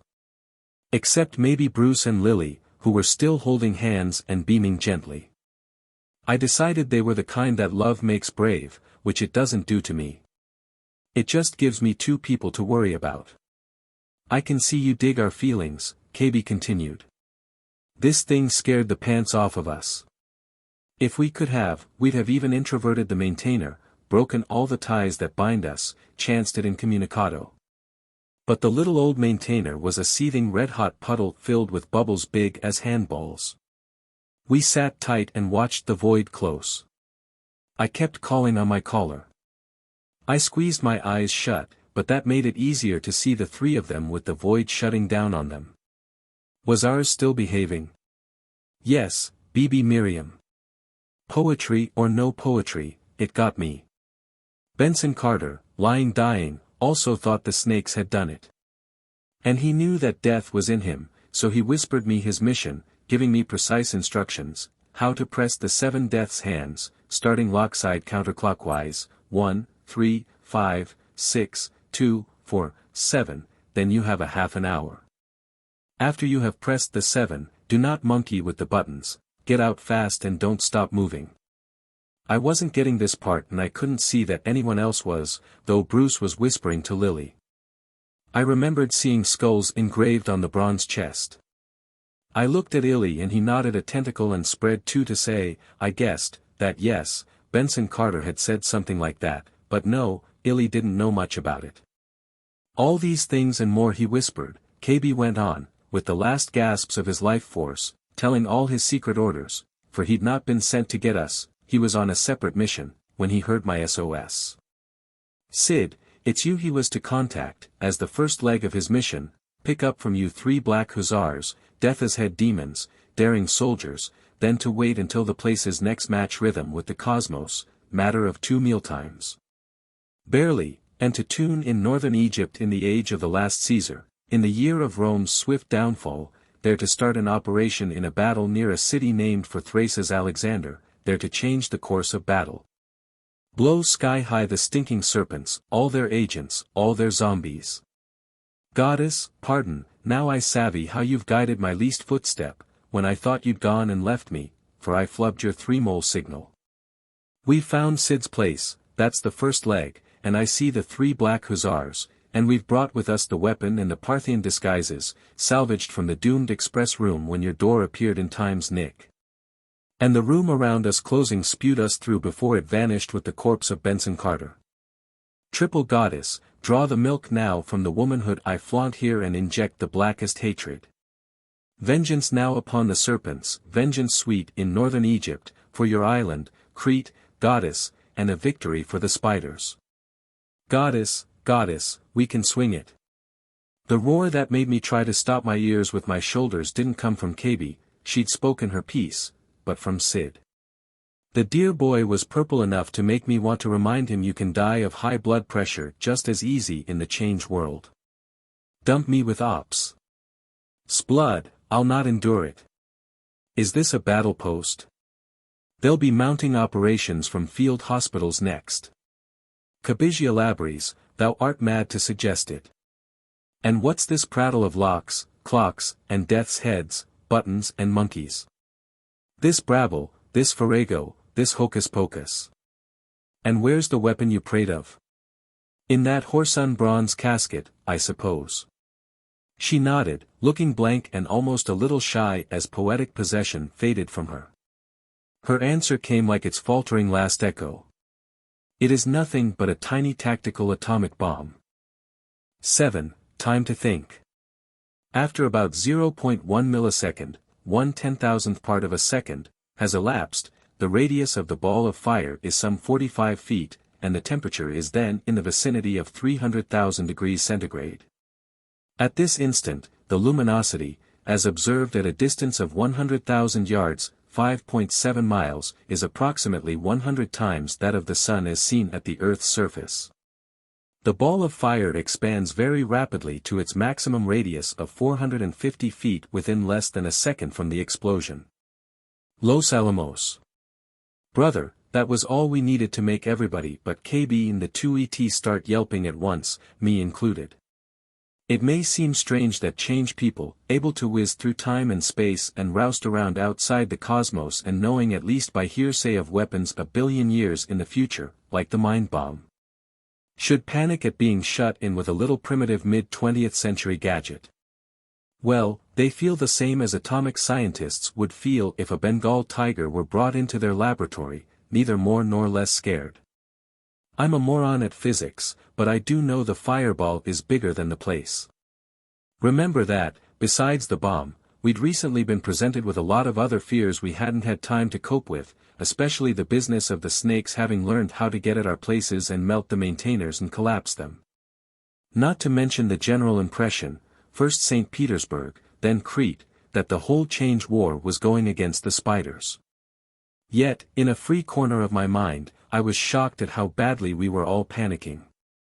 It made me admit what I didn't like to, that we were all in pretty much the same state as Doc, except that the bottle didn't happen to be our out. And had the rest of us been controlling our drinking so well lately? Maud yelled, "Jettison it!" and pulled away from the satyr and ran from the bronze chest. Bo, harking back to what they'd thought of doing in the express room when it was too late, hissed, "Sirs, we must introvert," and vaulted over the piano bench and legged it for the control divan. Eric seconded him with a white-faced "God in Himmel," from beside the surly, forgotten countess, holding, by its slim stem, an empty, rose-stained wine glass. I felt my mind flinch, because introverting a place is several degrees worse than foxholing. It's supposed not only to keep the door tight shut, but also to lock it so even the change winds can't get through, cut the place loose from the cosmos altogether. I'd never talked with anyone from a place that had been introverted. Mark dumped Phryne off his lap and ran after Maud.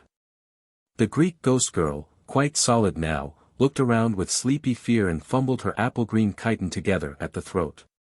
She wrenched my attention away from everyone else for a moment, and I couldn't help wondering whether the person or zombie back in the cosmos, from whose lifeline the ghost has been taken, doesn't at least have strange dreams or thoughts when something like this happens.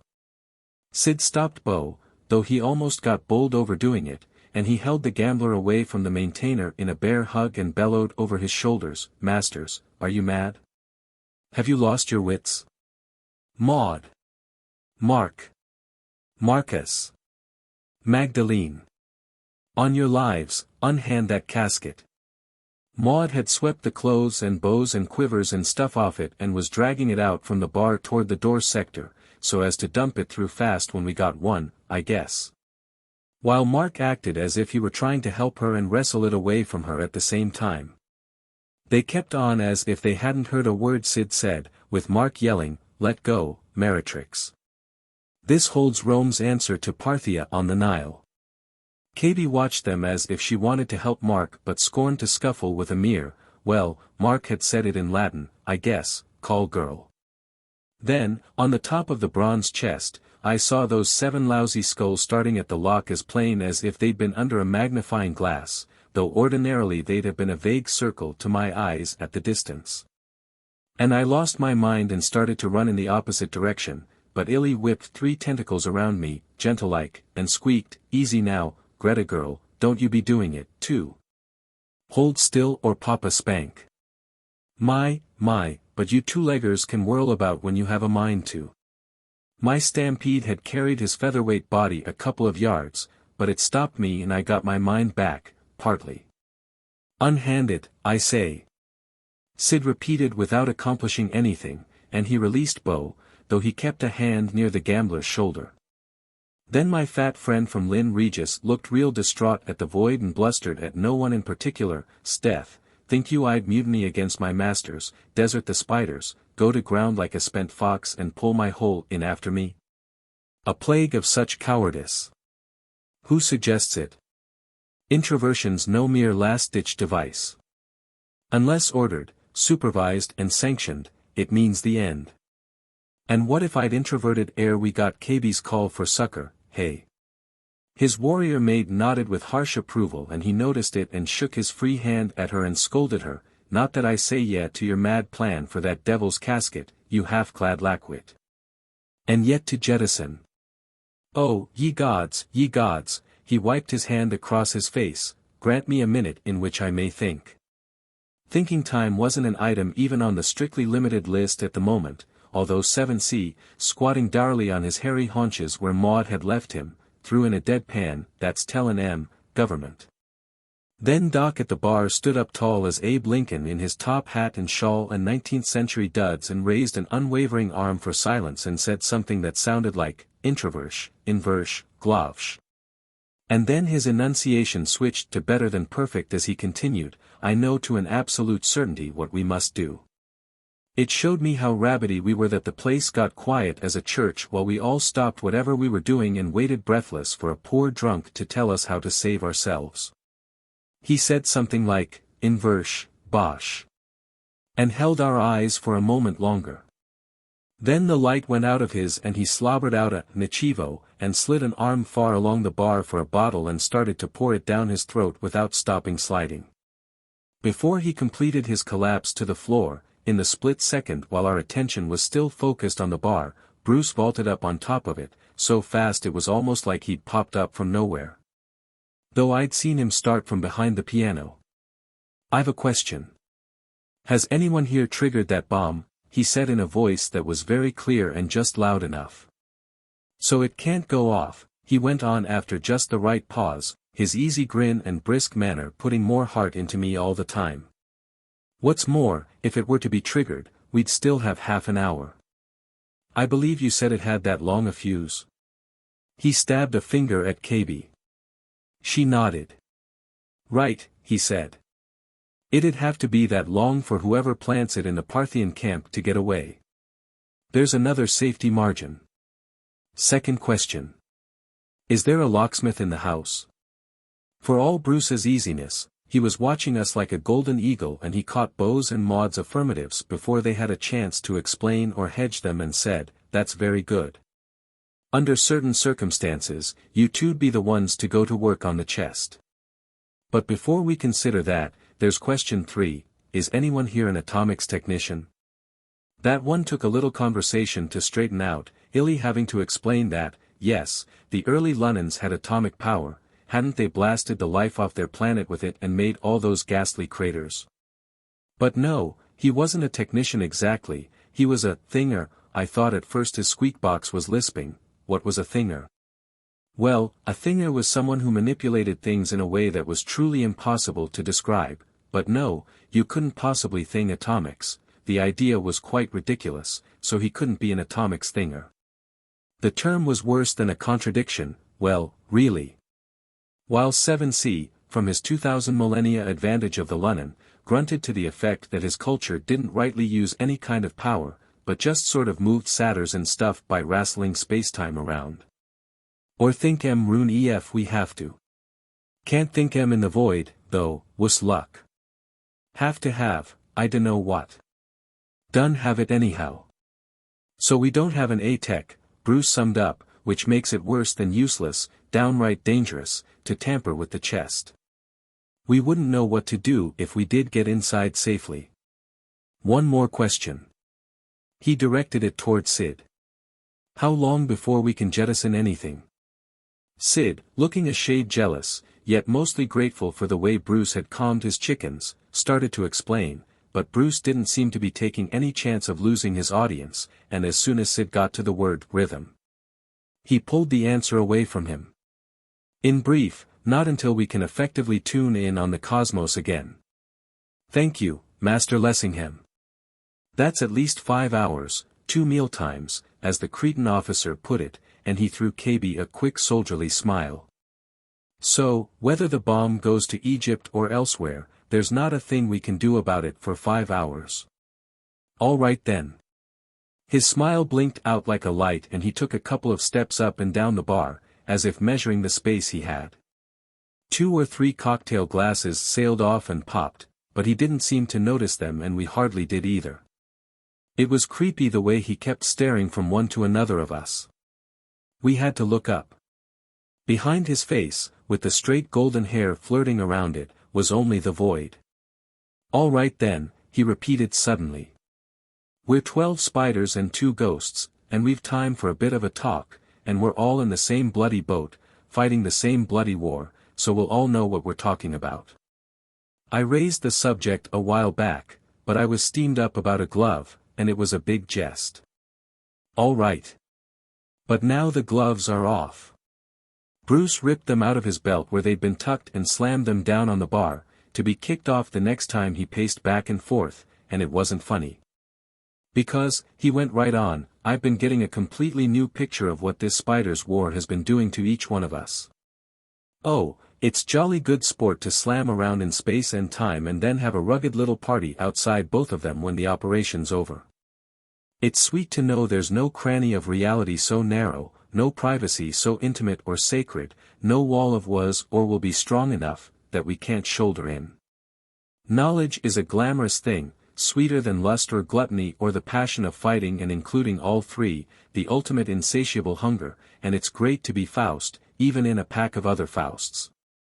It's sweet to jigger reality, to twist the whole course of a man's life or a culture's, to ink out his or its past and scribble in a new one, and be the only one to know and gloat over the changes, ha! Killing men or carrying off women isn't in it for glutting the sense of power.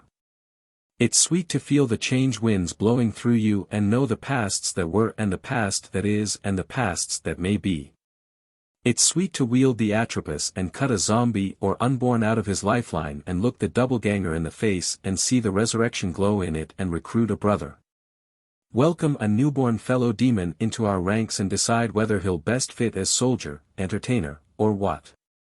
Or he can't stand resurrection, it fries or freezes him, and you've got to decide whether to return him to his lifeline in his zombie dreams, only they'll be a little grayer and horrider than they were before, or whether, if she's got that tantalizing something, to bring her shell along for a ghost girl, that's sweet, too. It's even sweet to have changed death poised over your neck, to know that the past isn't the precious indestructible thing you've been taught it was, to know that there's no certainty about the future either, whether there'll even be one. To know that no part of reality is holy, that the cosmos itself may wink out like a flicked switch and God be not and nothing left but nothing. He threw out his arms against the void. And knowing all that, it's doubly sweet to come through the door into the place and be out of the worst of the change winds and enjoy a well-earned recuperation and share the memories of all these sweetnesses I've been talking about. And work out all the fascinating feelings you've been accumulating back in the cosmos, layer by black layer, in the company of and with the help of the best bloody little band of fellow Fausts and Faustines going. Oh, it's a sweet life, all right, but I'm asking you, and here his eyes stabbed us again, one by one, fast, I'm asking you what it's done to us. I've been getting a completely new picture, as I said, of what my life was and what it could have been if there'd been changes of the sort that even we demons can't make, and what my life is. I've been watching how we've all been responding to things just now, to the news of St. Petersburg and to what the Cretan officer told beautifully, only it wasn't beautiful what she had to tell, and mostly to that bloody box of bomb. And I'm simply asking each one of you, what's happened to you? He stopped his pacing and stuck his thumbs in his belt and seemed to be listening to the wheels turning in at least 11 other heads, only I stopped mine pretty quick. With Dave and Father and the Rape of Chicago coming up out of the dark on the turn and Mother and the Indiana Dunes and Jazz Limited just behind them. Followed by the unthinkable thing the Spider Doctor had flicked into existence when I flopped as a nurse, because I can't stand that to be done to my mind by anybody but myself. I stopped them by using the old infallible entertainer's gimmick, a fast survey of the most interesting topic there is, other people's troubles. Offhand, Bo looked as if he had most troubles, shamed by his boss and his girl given her heart to a soldier, he was hugging them to himself very quiet. I didn't stop for the two ETs, they're too hard to figure, or for Doc. Nobody can tell whether a fallen down drunk's at the black or bright end of his cycle, you just know it's cycling. Maud ought to be suffering as much as Bo, called names and caught out in a panic, which always hurts her because she's plus 300 years more future than the rest of us and figures she ought to be that much wiser. Which she isn't always, not to mention she's over 50 years old, though her home-century cosmetic science keeps her looking and acting teenage most of the time. She'd backed away from the bronze chest so as not to stand out, and now Lily came from behind the piano and stood beside her. Lily had the opposite of troubles, a great big glow for Bruce, proud as a promised princess watching her betrothed. Eric frowned when he saw her, for he seemed proud too, proud of the way his comrade had taken command of us panicky wax Führer fashion. Sid still looked mostly grateful and inclined to let Bruce keep on talking. Even KB and Mark, those two dragons hot for battle, standing a little in front and to one side of us by the bronze chest, like its guardians, seemed willing to listen. They made me realize one reason Sid had for letting Bruce run on, although the path his talk was leading us down was flashing with danger signals. When it was over, there'd still be the problem of what to do with the bomb. And a real opposition shaping up between soldiers and entertainers, and Sid was hoping a solution would turn up in the meantime, or at least was willing to put off the evil day. But beyond all that, and like the rest of us, I could tell from the way Sid was squinting his broy eyes and chewing his beardy lip that he was shaken and moved by what Bruce had said. This new boy had dipped into our hearts and counted our kicks so beautifully, better than most of us could have done, and then somehow turned them around so that we had to think of what messes and heels and black sheep and lost lambs we were. Well, we wanted to keep on listening. 8. A place to stand. Give me a place to stand, and I will move the world. Archimedes. Bruce's voice had a faraway touch and he was looking up left at the void as he said, "Have you ever really wondered why the two sides of this war are called the snakes and the spiders? Snakes may be clear enough, you always call the enemy something dirty. But spiders, our name for ourselves. Bear with me, Ilhilihis. I know that no being is created dirty or malignant by nature, but this is a matter of anthropoid feelings and folkways. Yes, Mark, I know that some of your legions have nicknames like the Drunken Lions and the Snails, and that's about as insulting as calling the British Expeditionary Force the Old Contemptibles. No, you'd have to go to bands of vicious youths in cities slated for ruin to find a habit of naming like ours, and even they would try to brighten up the black a bit. But simply, spiders. And snakes, for that's their name for themselves too, you know. Spiders and snakes. What are our masters, that we give them names like that? It gave me the shivers and set my mind working in a dozen directions and I couldn't stop it, although it made the shivers worse. Illy beside me now, I'd never given it a thought before, but he did have 8 legs of a sort, and I remembered thinking of him as a spider monkey. And hadn't the Lunans had wisdom and atomic power and a billion years in which to get the change war rolling? Or suppose, in the far future, Terra's own spiders evolved intelligence and a cruel cannibal culture. They'd be able to keep their existence secret. I had no idea of who or what would be on Earth in 7 Seas Day, and wouldn't it be perfect black hairy poison spider mentality to spin webs secretly through the world of thought and all of space and time? And Bo, wasn't there something real snaky about him, the way he moved and all? Spiders and snakes. Spin und Schlange, as Eric called them. S&S. But SS stood for the Nazi Schutzstaffel, the black shirts, and what if some of those cruel, crazy Jerrys had discovered time travel and, I brought myself up with a jerk and asked myself, Greta, how nuts can you get? From where he was on the floor, the front of the bar his sounding board, Doc shrieked up at Bruce like one of the damned from the pit, "Don't speak against the spiders. Don't blaspheme. They can hear the unborn whisper. Others whip only the skin, but they whip the naked brain and heart," and Eric called out, "That's enough, Bruce." But Bruce didn't spare him a look and said, "But whatever the spiders are and no matter how much whip they use, it's plain as the telltale on the maintainer that the change war is not only going against them, but getting away from them." Dwell for a bit on the current flurry of stupid slugging and panicky anachronism, when we all know that anachronism is what gets the change winds out of control. This punch-drunk pounding on the Cretan Dorian fracas as if it were the only battle going and the only way to work things. Whisking Constantine from Britain to the Bosporus by rocket, sending a pocket submarine back to sail with the Armada against Drake's wooden sides, I'll wager you hadn't heard those. And now, to save Rome, an atomic bomb. Ye gods, they could have used Greek fire or even dynamite, but a fission weapon. I leave you to imagine what gaps and scars that will make in what's left of history, the smothering of Greece and the vanishment of Provence and the troubadours and the papacy's Irish captivity won't be in it. The cut on his cheek had opened again and was oozing a little, but he didn't pay any attention to it, and neither did we, as his lips thinned in irony and he said, "But I'm forgetting that this is a cosmic war and that the spiders are conducting operations on billions, trillions of planets and inhabited gas clouds through millions of ages and that we're just one little world, one little solar system.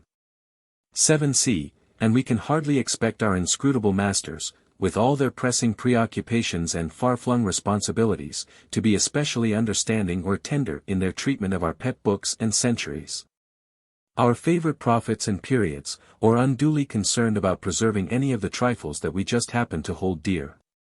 Perhaps there are some sentimentalists who would rather die forever than go on living in a world without the Summa, the field equations, process and reality, Hamlet, Matthew, Keats, and the Odyssey, but our masters are practical creatures, ministering to the needs of those rugged souls who want to go on living no matter what."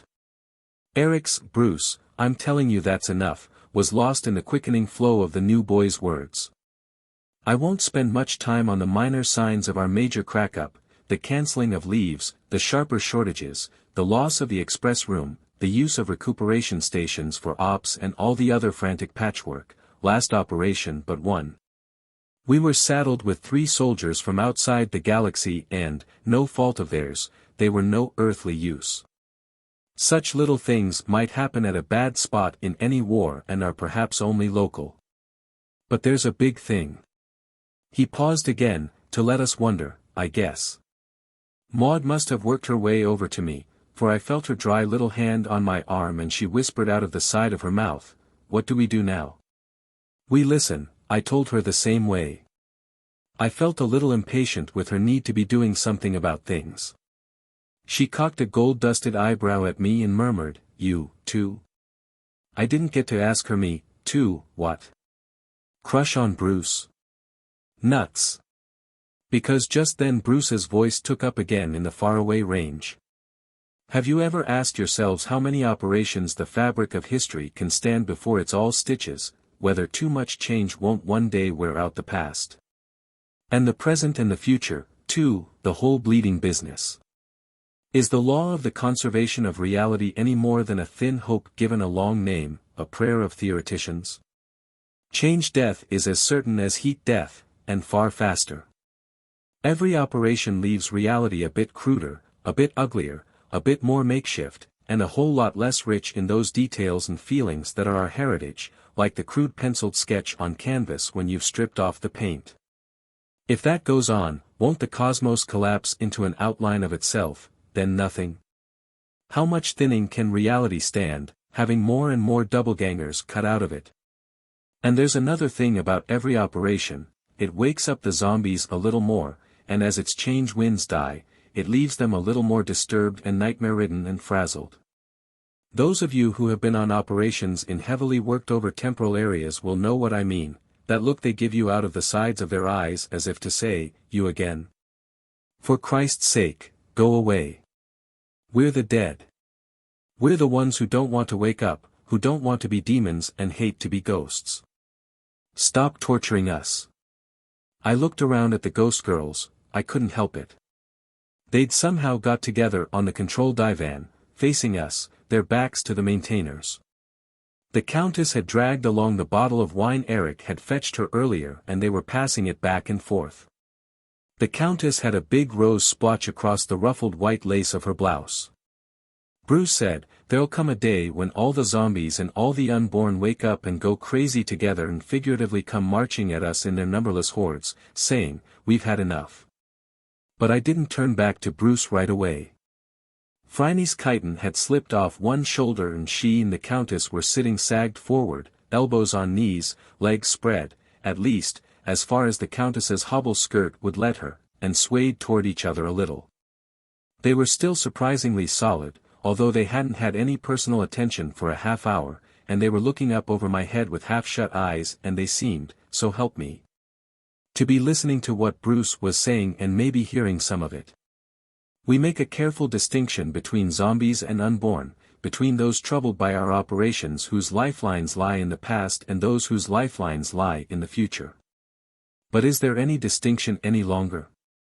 Can we tell the difference between the past and the future? Can we any longer locate the now, the real now of the cosmos? The places have their own nows, the now of the big time we're on, but that's different and it's not made for real living. The spiders tell us that the real now is somewhere in the last half of the 20th century, which means that several of us here are also alive in the cosmos, have lifelines along which the now is traveling. But do you swallow that story quite so easily, Ilhilihis, 7c? How does it strike the servants of the triple goddess? The spiders of Octavian Rome? The demons of good Queen Bess? The gentlemen zombies of the Greater South? Do the unborn man the starships, Maud? The spiders also tell us that, although the fog of battle makes the now hard to pin down precisely, it will return with the unconditional surrender of the snakes and the establishment of cosmic peace. And roll on as majestically toward the future as before, quickening the continuum with its passage. Do you really believe that? Or do you believe, as I do, that we've used up all the future as well as the past, wasted it in premature experience, and that we've had the real now smudged out of existence, stolen from us forever, the precious now of true growth? The child moment in which all life lies, the moment like a newborn baby that is the only home for hope there is? He let that start to sink in, then took a couple of quick steps and went on, his voice rising over Eric's, Bruce, for the last time, and seeming to pick up a note of hope from the very word he had used. But although things look terrifyingly black, there remains a chance, the slimmest chance. But still a chance, of saving the cosmos from change, death, and restoring reality's richness and giving the ghosts good sleep and perhaps even regaining the real now. We have the means right at hand. What if the power of time traveling were used not for war and destruction, but for healing, for the mutual enrichment of the ages, for quiet communication and growth, in brief? To bring a peace message.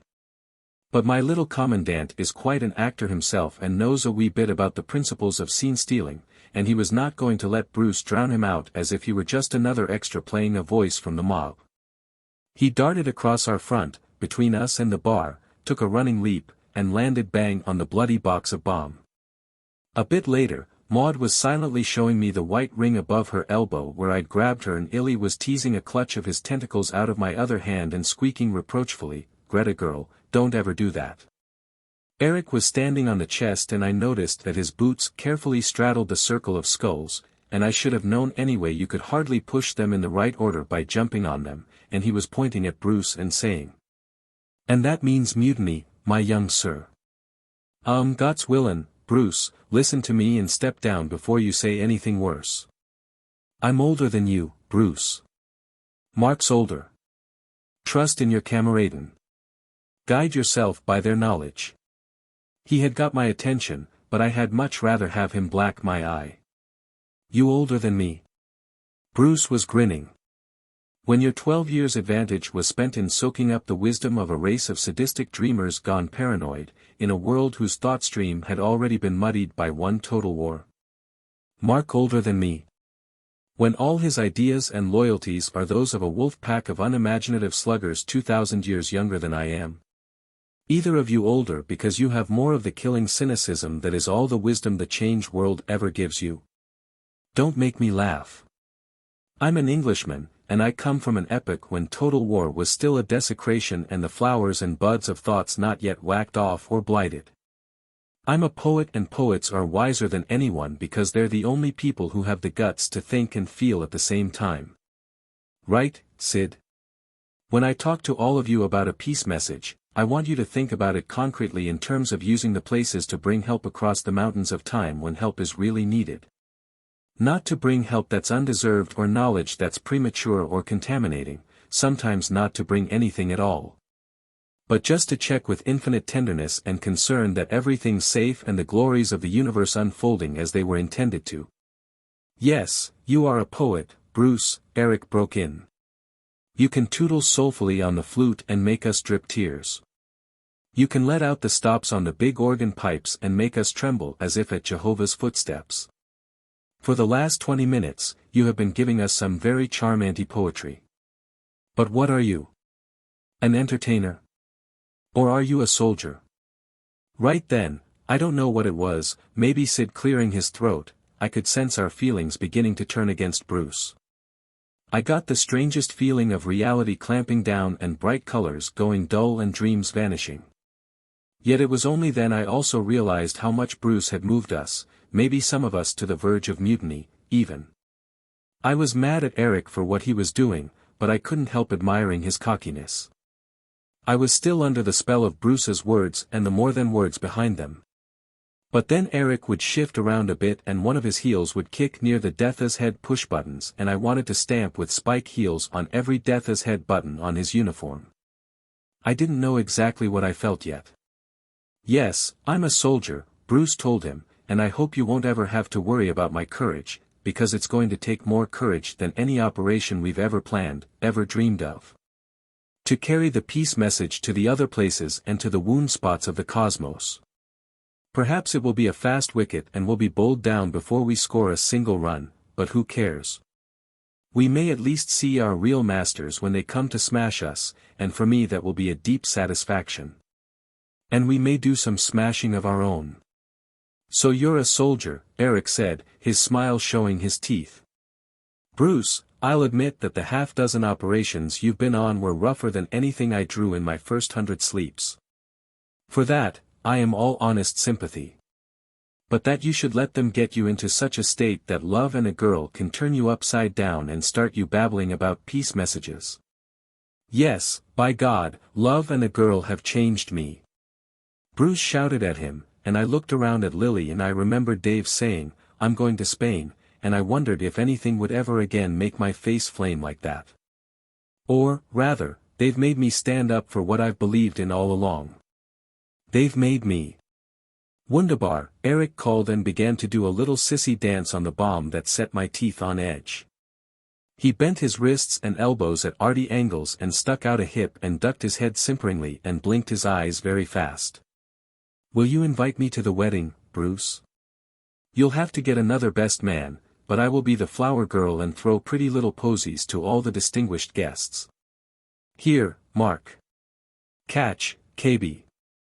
One for you, Greta. Danke Sean. ACH, Zweiherzen in Drevierteltakt, ta-ta, ta-ta. Ta-ta-ta-ta-ta. What the hell do you think a woman is? Bruce raged. Something to mess around with in your spare time. Eric kept on humming 2 Hearts in Waltz Time, and jigging around to it, damn him, but he slipped in a nod to Bruce and a, precisely. So I knew where I stood, but it was no news to me. Very well, Bruce said, let's leave this brown shirt maricon to amuse himself and get down to business.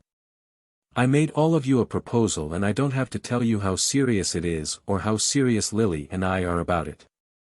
We not only must infiltrate and subvert other places, which luckily for us are made for infiltration, we also must make contact with the snakes and establish working relationships with their demons at our level as one of our first steps.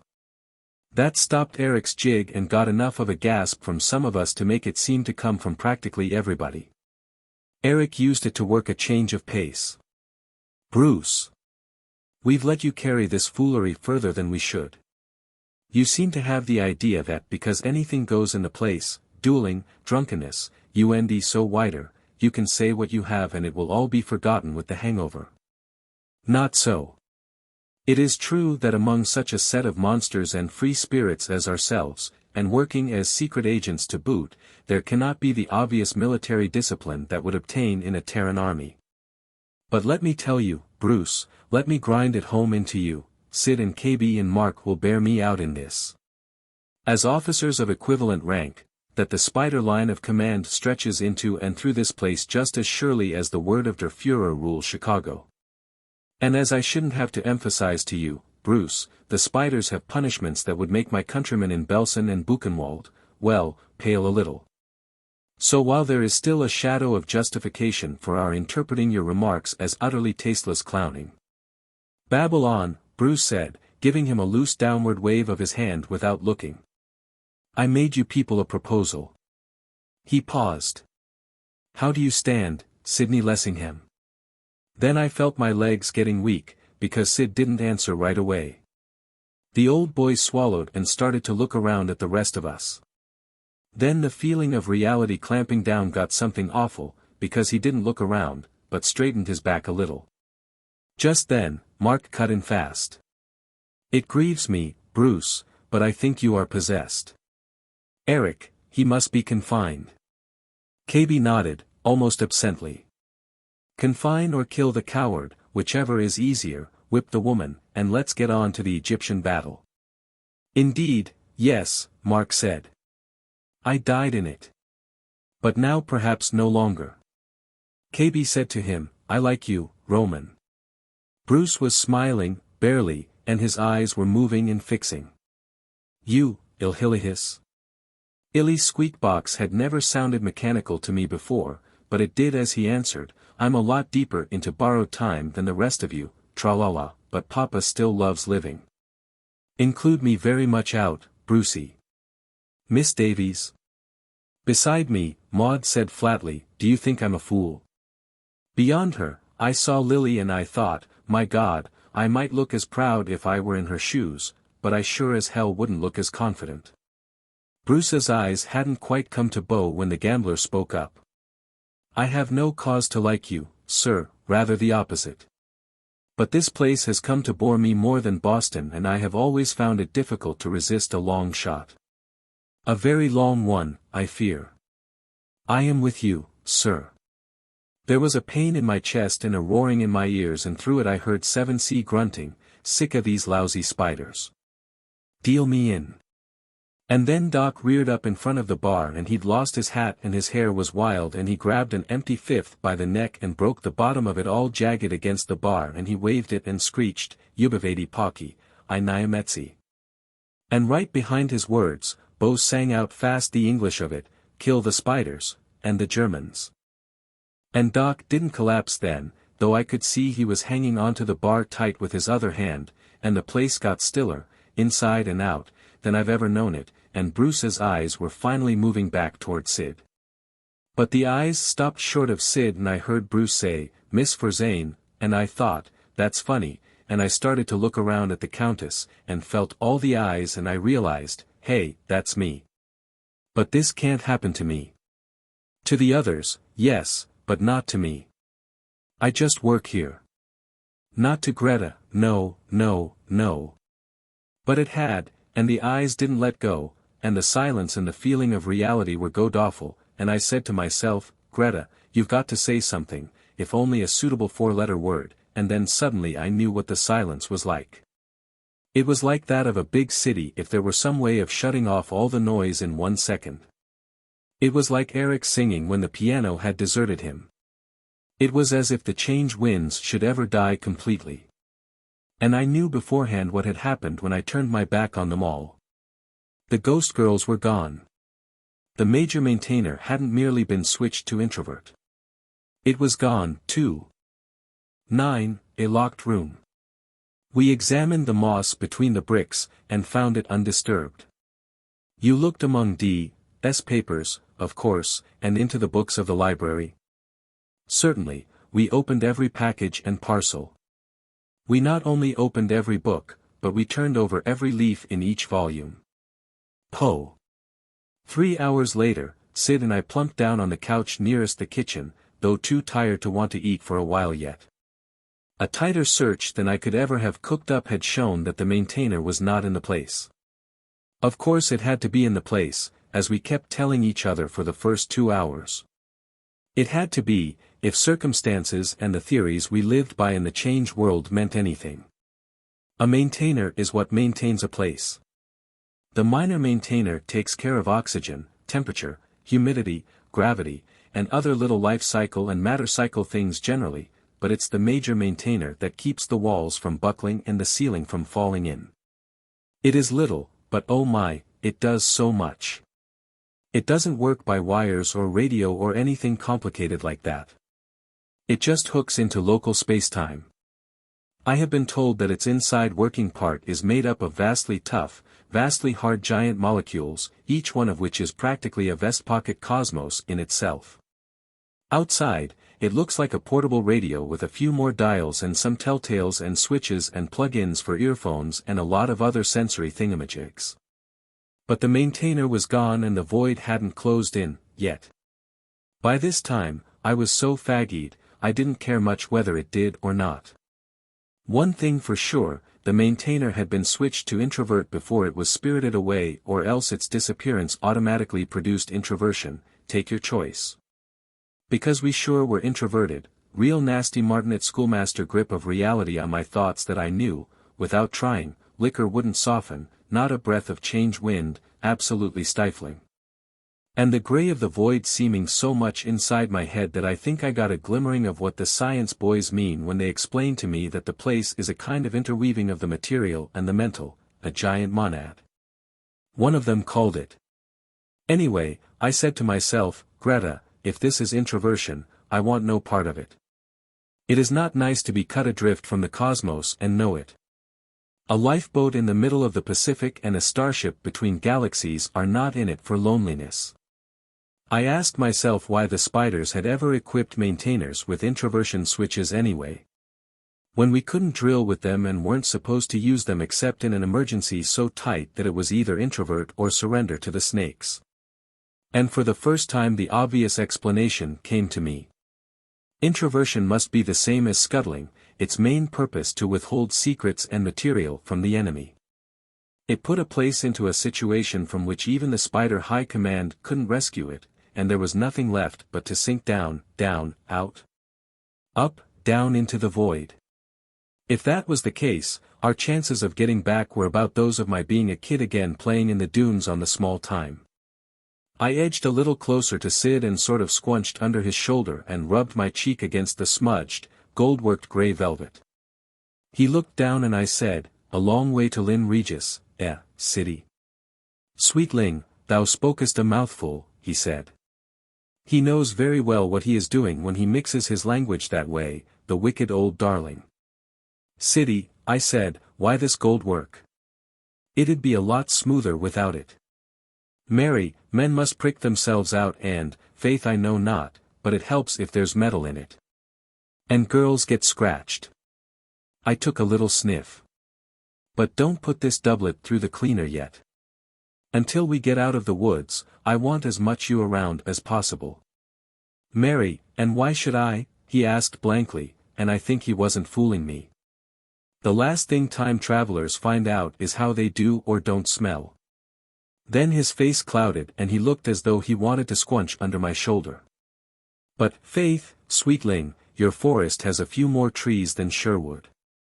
Thou saidst it, I agreed, and wondered about the look. He oughtn't to be interested in my girlishness now. I knew I was a mess, but he had stuck pretty close to me during the hunt and you never can tell. Then I remembered that he was the other one who hadn't declared himself when Bruce was putting it to us, and it probably troubled his male vanity. Not me, though, I was still grateful to the maintainer for getting me out of that spot, whatever other it had got us all into. It seemed ages ago.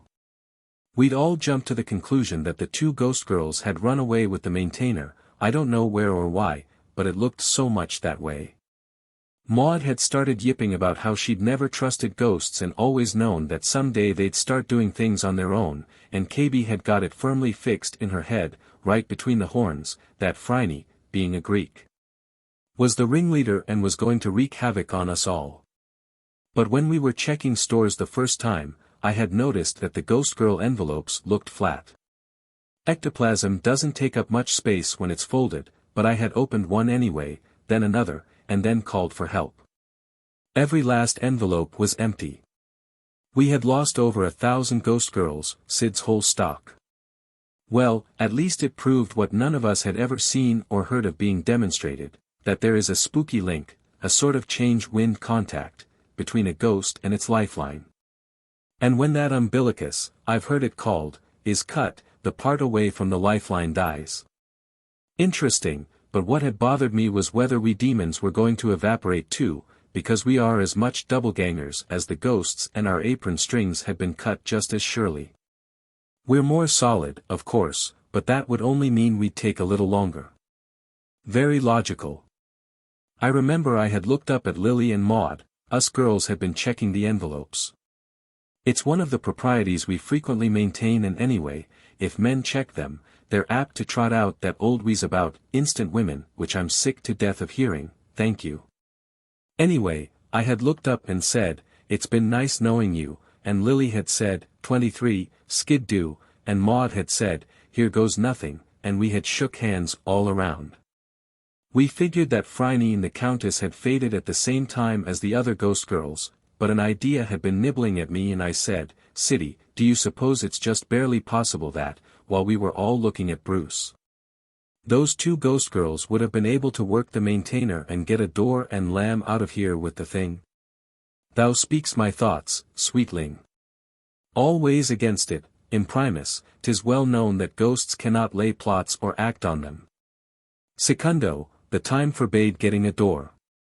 Tertio, and here's the real meat of it, the place folds without the maintainer. Quadro, 'twere folly to depend on not one of, how many of us? 10, elf, not looking around in all the time it would have taken them. I looked around once, Siddy. They were drinking and they had got to the control divan under their own power. Now when was that? Oh, yes, when Bruce was talking about zombies. Yes, sweetling. And as I was about to cap my argument with Quinquo when you gone prattle, I could have sworn none could touch the maintainer, much less work it and purloin it, without my certain knowledge. Yet. Eftsoons yet, I seconded him. Somebody must have got a door and walked out with the thing. It certainly wasn't in the place. The hunt had been a Lulu. Something the size of a portable typewriter is not easy to hide, and we had been inside everything from Beau's piano to the renewer link of the refresher. We had even fluoroscoped everybody, though it had made Illy writhe like a box of worms, as he'd warned us. He said it tickled terribly and I insisted on smoothing his fur for 5 minutes afterward, although he was a little standoffish toward me. Some areas, like the bar, kitchen and stores, took a long while, but we were thorough. Katie helped Doc check surgery. Since she last made the place, she has been stationed in a field hospital. It turns out the spiders actually are mounting operations from them, and learned a few nice new wrinkles. However, Doc put in some honest work on his own, though, of course, every check was observed by at least 3 people, not including Bruce or Lily. When the maintainer vanished, Doc had pulled out of his glassy-eyed drunk in a way that would have surprised me if I hadn't seen it happen to him before, but when we finished surgery and got on to the art gallery, he had started to putter and I noticed him hold out his coat and duck his head and whip out a flask and take a swig, and by now he was well on his way toward another peak. The art gallery had taken time too, because there's such a jumble of strange stuff, and it broke my heart, but KB took her axe and split a beautiful blue wood carving of a Venusian Medusa because, although there wasn't a mark in the polished surface, she claimed it was just big enough. Doc cried a little and we left him fitting the pieces together and mooning over the other stuff. After we'd finished everything else, Mark had insisted on tackling the floor. Beau and Sid both tried to explain to him how this is a one-sided place, that there is nothing, but nothing, under the floor. It just gets a lot harder than the diamonds crusting it as soon as you get a 1/4 inch down, that being the solid equivalent of the void. But Mark was knuckle-headed, like all Romans, Sid assured me on the QT. And broke for diamond plus drills before he was satisfied. Except for some trick hiding places, that left the void, and things don't vanish if you throw them at the void, they half melt and freeze forever unless you can fish them out. Back of the refresher, at about eye level, are 3 Venusian coconuts that a Hittite strongman threw there during a major brawl. I try not to look at them because they are so much like witch heads they give me the woolies. The parts of the place right up against the void have strange spatial properties which one of the gadgets in surgery makes use of in a way that gives me the worse woolies, but that's beside the point. During the hunt, KB and Eric had used their collars as direction finders to point out the maintainer, just as they're used in the cosmos to locate the door, and sometimes in the big places, people tell me. But the callers only went wild, like a compass needle whirling around without stopping, and nobody knew what that meant. The trick hiding places were the minor maintainer, a cute idea, but it is no bigger than the major and has its own mysterious insides and had obviously kept on doing its own work, so that was out for several reasons, and the bomb chest. Though it seemed impossible for anyone to have opened it, granting they knew the secret of its lock, even before Eric jumped on it and put it in the limelight double. But when you've ruled out everything else, the word impossible changes meaning. Since time travel is our business, a person might think of all sorts of tricks for sending the maintainer into the past or future, permanently or temporarily. But the place is strictly on the big time, and everybody that should know tells me that time traveling through the big time is out. It's this way: the big time is a train, and the little time is the countryside, and we're on the train, unless we go out a door, and as Gertie Stein might put it, you can't time travel through the time you time travel in when you time travel. I'd also played around with the idea of some fantastically obvious hiding place, maybe something that several people could pass back and forth between them, which would mean a conspiracy, and, of course, if you assume a big enough conspiracy, you can explain anything, including the cosmos itself. Still, I'd got a sort of shell game idea about the soldiers' 3 big black shakos, and I hadn't been satisfied until I'd got the 3 together and looked in them all at the same time. Wake up, Greta, and take something. I can't stand here forever. Maud had brought us a tray of hearty snacks from then and yon, and I must say they were tempting. She whips up a mean hors d'oeuvre. I looked them over and said, "Siddy, I want a hot dog. And I want a venison pasty. Out upon you, you finical Jill, you o'erscrupulous jade, you whimsick and tyrannous poppet." I grabbed a handful and snuggled back against him. "Go on, call me some more, Siddy," I told him. "Real juicy ones. 10 motives and opportunities. My thought, whose murder yet is but fantastical. Shake so my single state of man that function is smothered in surmise, and nothing is. But what is not? Macbeth." My big bad wave from King's Lynn had set the tray on his knees and started to wolf the food down. The others were finishing up. Eric, Mark and KB were having a quietly furious argument I couldn't overhear at the end of the bar nearest the bronze chest, and Illy was draped over the piano like a real octopus, listening in. Bo and 7C were pacing up and down near the control divan and throwing each other a word now and then. Beyond them, Bruce and Lily were sitting on the opposite couch from us, talking earnestly about something. Maud had sat down at the other end of the bar and was knitting. It's one of the habits like chess and quiet drinking, or learning to talk by squeak box, that we pick up to pass the time in the place in the long stretches between parties. Doc was fiddling around the gallery, picking things up and setting them down, still managing to stay on his feet at any rate. Lily and Bruce stood up, still gabbing intensely at each other, and Illy began to pick out with one tentacle a little tune in the high keys that didn't sound like anything on God's earth. Where do they get all the energy? I wondered. As soon as I asked myself that, I knew the answer, and I began to feel the same way myself. It wasn't energy, it was nerves, pure and simple. Change is like a drug, I realized. You get used to the facts never staying the same, and one picture of the past and future dissolving into another, maybe not very different but still different. And your mind being constantly goosed by strange moods and notions, like nightclub lights of shifting color with weird shadows between shining right on your brain. The endless swaying and jogging is restful, like riding on a train. You soon get to like the movement and to need it without knowing, and when it suddenly stops and you're just you and the facts you think from and feel from are exactly the same when you go back to them, boy, that's rough, as I found out now. The instant we got introverted, everything that ordinarily leaks into the place, wake or sleep, had stopped coming, and we were nothing but ourselves and what we meant to each other and what we could make of that, an awfully lonely, scratchy situation. I decided I felt like I'd been dropped into a swimming pool full of cement and held under until it hardened. I could understand the others bouncing around a bit. It was a wonder they didn't hit the void. Maud seemed to be standing it the best.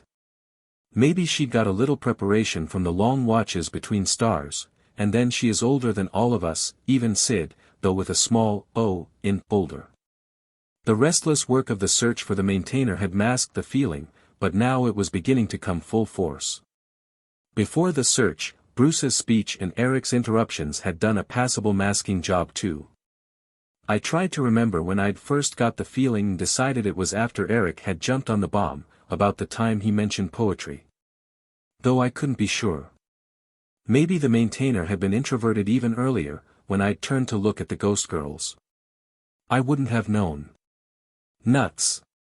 Believe me, I could feel that hardened cement on every inch of me. I remembered Bruce's beautiful picture of a universe without big change and decided it was about the worst idea going.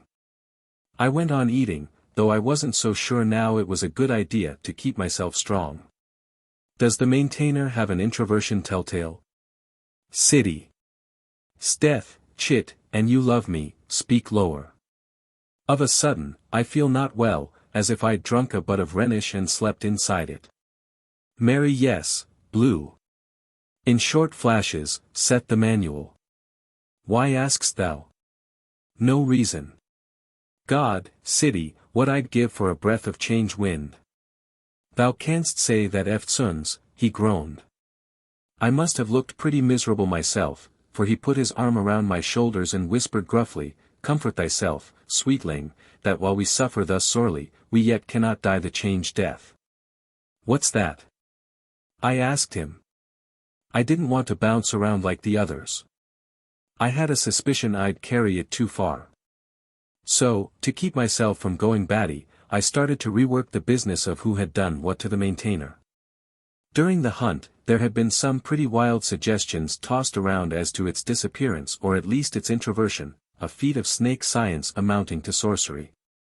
The Spider High Command bunkering the places from above, perhaps in reaction to the loss of the express room, in such a hurry that they hadn't even time to transmit warnings. The hand of the late cosmicians. Those mysterious hypothetical beings who are supposed to have successfully resisted the extension of the Change War into the future much beyond Seven Seas epoch, unless the late cosmicians are the ones fighting the Change War. One thing these suggestions had steered very clear of was naming any one of us as a suspect, whether acting as snake spy, spider political police, agent of, who knows, after Bruce. A secret Change World Committee of Public Safety or Spider Revolutionary Underground, or strictly on our own. Just as no one had piped a word, since the maintainer had been palmed, about the split between Eric's and Bruce's factions. Good group thinking probably, to sink differences in the emergency, but that didn't apply to what I did with my own thoughts. Who wanted to escape so bad they'd introvert the place, cutting off all possible contact and communication either way with the cosmos and running the very big risk of not getting back to the cosmos at all. Leaving out what had happened since Bruce had arrived and stirred things up, Doc seemed to me to have the strongest motive. He knew that Sid couldn't keep covering up for him forever and that spider punishments for derelictions of duty are not just the clink of a firing squad, as Eric had reminded us. But Doc had been flat on the floor in front of the bar from the time Bruce had jumped on top of it, though I certainly hadn't had my eye on him every second. Bo had said he was bored with the place at a time when what he said counted, so he'd hardly lock himself in it maybe forever, not to mention locking Bruce in with himself and the babe he had a yen for. Sid loves reality, changing or not, and every least thing in it, people especially. More than any man or woman I've ever known, he's like a big-eyed baby who wants to grab every object and put it in his mouth, and it was hard to imagine him ever cutting himself off from the cosmos. Maud, KB, Mark and the two ETs. None of them had any motive I knew of, though Seven Seas being from the very far future did tie in with that idea about the late cosmicians. And there did seem to be something developing between the Cretan and the Roman that could make them want to be introverted together. Stick to the facts, Greta, I reminded myself with a private groan. That left Eric, Bruce, Lily and myself. Eric, I thought, now we're getting somewhere. The little commandant has the nervous system of a coyote and the courage of a crazy tomcat, and if he thought it would help him settle his battle with Bruce better to be locked in with him, he'd do it in a second. But even before Eric had danced on the bomb, he'd been heckling Bruce from the crowd. Still, there would have been time between heckles for him to step quietly back from us, introvert the maintainer and... Well, that was 9/10 of the problem. If I was the guilty party, I was nuts, and that was the best explanation of all. Bruce's motives seemed so obvious, especially the mortal, or was it immortal? Danger he'd put himself in by inciting mutiny, that it seemed a shame he'd been in full view on the bar so long. Surely, if the maintainer had been introverted before he jumped on the bar, we'd all have noticed the flashing blue telltale. For that matter, I'd have noticed it when I looked back at the Ghostgirls, if it worked as Sid claimed, and he said he had never seen it in operation, just read in the manual. Death. But Bruce didn't need opportunity, as I'm sure all the males in the place would have told me right off, because he had Lily to pull the job for him and she had as much opportunity as any of the rest of us. Myself, I have large reservations to this woman putty in the hands of the man she loves madly theory, but I had to admit there was something to be said for it in this case, and it had seemed quite natural to me when the rest of us had decided, by unspoken agreement, that neither Lily's nor Bruce's checks counted when we were hunting for the maintainer. That took care of all of us and left only the mysterious stranger, intruding somehow through a door. How'd he get it without using our maintainer, or from an unimaginable hiding place or straight out of the void itself? I know that last is impossible, nothing can step out of nothing, but if anything ever looked like it was specially built for something not at all nice to come looming out of, it's the void, misty, foggily churning, slimy gray. Wait a second, I told myself, and hang on to this, Greta. It should have smacked you in the face at the start. Whatever came out of the void, or, more to the point, whoever slipped back from our crowd to the maintainer, Bruce would have seen them. He was looking at the maintainer past our heads the whole time, and whatever happened to it, he saw it. Eric wouldn't have, even after he was on the bomb, because he'd been stage-wise enough to face Bruce most of the time to build up his role as tribune of the people. But Bruce would have, unless he got so caught up in what he was saying. No, kid, a demon is always an actor, no matter how much he believes in what he's saying, and there never was an actor yet who wouldn't instantly notice a member of the audience starting to walk out on his big scene. So Bruce knew, which made him a better actor than I'd have been willing to grant, since it didn't look as if anyone else had thought of what had just occurred to me, or they'd have gone over and put it to him. Not me, though, I don't work that way. Besides, I didn't feel up to it. Nervy Anna enfold me, I felt like pure hell. Maybe, I told myself encouragingly, the place is hell, but added, be your age, Greta, be a real ruthless, 29. 11. The Western Front, 1917. The barrage roars and lifts. Then, clumsily bowed. With bombs and guns and shovels and battle gear. Men jostle and climb to meet the bristling fire. Lines of gray, muttering faces, masked with fear. They leave their trenches, going over the top. While time ticks blank and busy on their wrists. Sassoon. Please don't, Lily. I shall, my love. Sweetling, wake up. Hast the shakes.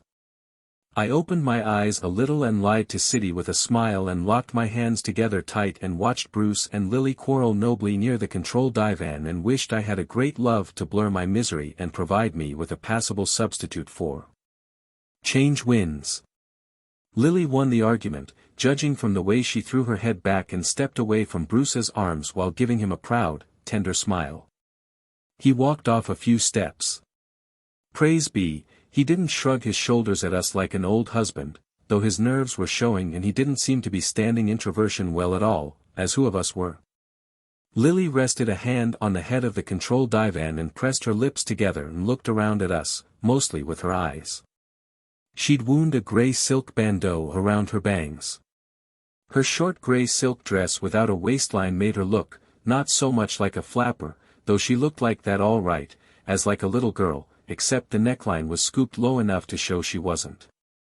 Her gaze hesitated and then stopped at me and I got a sunk feeling of what was coming, because women are always picking on me for an audience.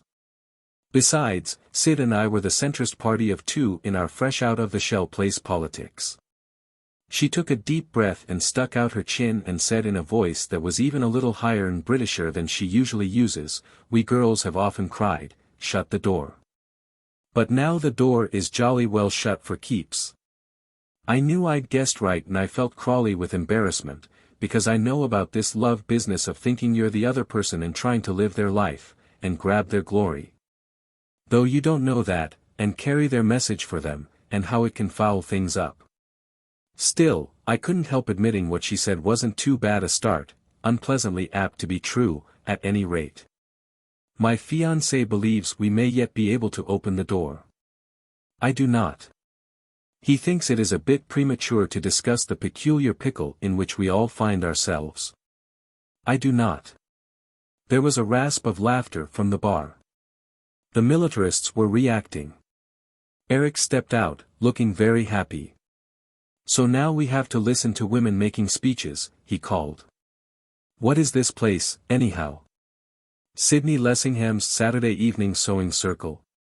Beau and 7C, who'd stopped their pacing halfway between the bar and the control divan, turned toward Eric, and 7C looked a little bullier, a little more like half a horse, than satyrs in mythology book illustrations.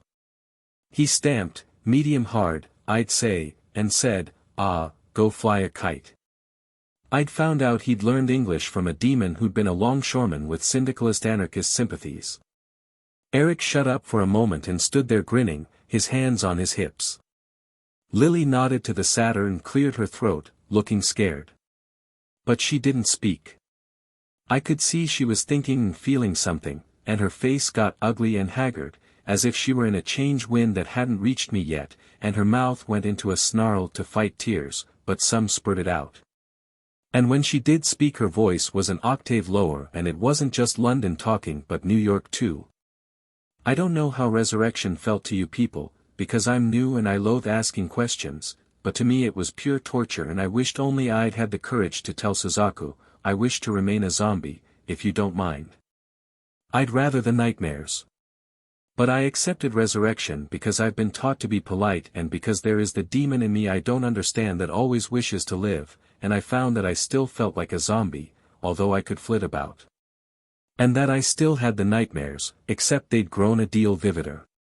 I was a young girl again, 17, and I suppose every woman wishes to be 17, but I wasn't 17 inside my head. I was a woman who had died of Bright's disease in New York in 1929 and also, because a big change blew my lifeline into a new drift, a woman who had died of the same disease in Nazi-occupied London in 1955, but rather more slowly because, as you can fancy, the liquor was in far shorter supply.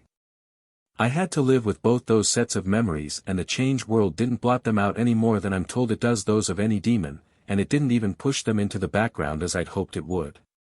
When some change fellow would say to me, "Hello, beautiful, how about a smile?" Or, "That's a posh frock, kiddo," I'd be back at Bellevue looking down at my swollen figure and the light getting like spokes of ice, or in that dreadful gin-steeped Stepney bedroom with Phyllis coughing herself to death beside me, or at best, for a moment, a little girl in Glamorgan looking at the Roman road and wondering about the wonderful life that lay ahead. I looked at Eric, remembering he had a long nasty future back in the cosmos himself, and at any rate he wasn't smiling, and I thought maybe he's getting a little humility, knowing someone else has two of those futures, but I doubted it. Because, you see, Lily kept forcing it out, all my 3 lives I'd been a girl who fell in love with a great young poet she'd never met, the voice of the new youth and all youth. And she'd told her first big lie to get in the Red Cross and across to France to be nearer him, and it was all danger and dark magics and a knight in armor, and she pictured how she'd find him wounded but not seriously, with a little bandage around his head, and she'd light a fag for him and smile lightly, never letting him guess what she felt, but only being her best self and watching to see if that made something happen to him. And then the Bosch machine guns cut him down at Passchendaele and there couldn't ever have been bandages big enough and the girl stayed 17 inside and messed about and tried to be wicked, though she wasn't very good at that, and to drink. And she had a bit more talent there, though drinking yourself to death is not nearly as easy as it sounds, even with a kidney weakness to help. But she turned the trick. Then a cock crows. She wakes with a tearing start from the grey dreams of death that fill her lifeline. It's cold daybreak. There's the smell of a French farm. She feels her ankles and they're not at all like huge rubber boots filled with water. They're not swollen the least bit. They're young legs. There's a little window and the tops of a row of trees that may be poplars when there's more light, and what there is shows cots like her own and heads under blankets, and hanging uniforms make large shadows and a girl is snoring. There's a very distant rumble and it moves the window a bit.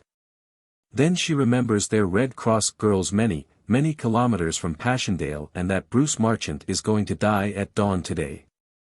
In a few more minutes, he's going over the top where there's a crop-headed machine gunner in field grey already looking down the sights and swinging the gun a bit. But she isn't going to die today. She's going to die in 1929 and 1955. And just as she's going mad, there's a creaking and out of the shadows tiptoes a Jap with a woman's hairdo and the whitest face and the blackest eyebrows. He's wearing a rose robe and a black sash which belts to his sides two samurai swords, but in his right hand he has a strange silver pistol.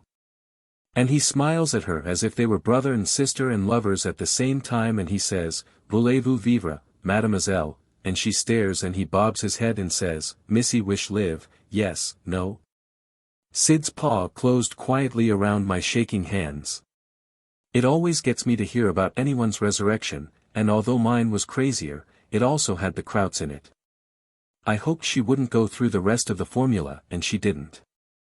5 minutes later, he's gone down a stairs more like a ladder to wait below and she's dressing in a rush. Her clothes resist a little, as if they were lightly gummed to the hook and the stained wall, and she hates to touch them. It's getting lighter and her cot looks as if someone were still sleeping there, although it's empty, and she couldn't bring herself to put her hand on the place if her new life depended on it. She climbs down and her long skirt doesn't bother her because she knows how to swing it. Suzaku conducts her past a sentry who doesn't see them and a puffy-faced farmer in a smock coughing and spitting the night out of his throat. They cross the farmyard and it's filled with rose light and she sees the sun is up and she knows that Bruce Marchant has just bled to death.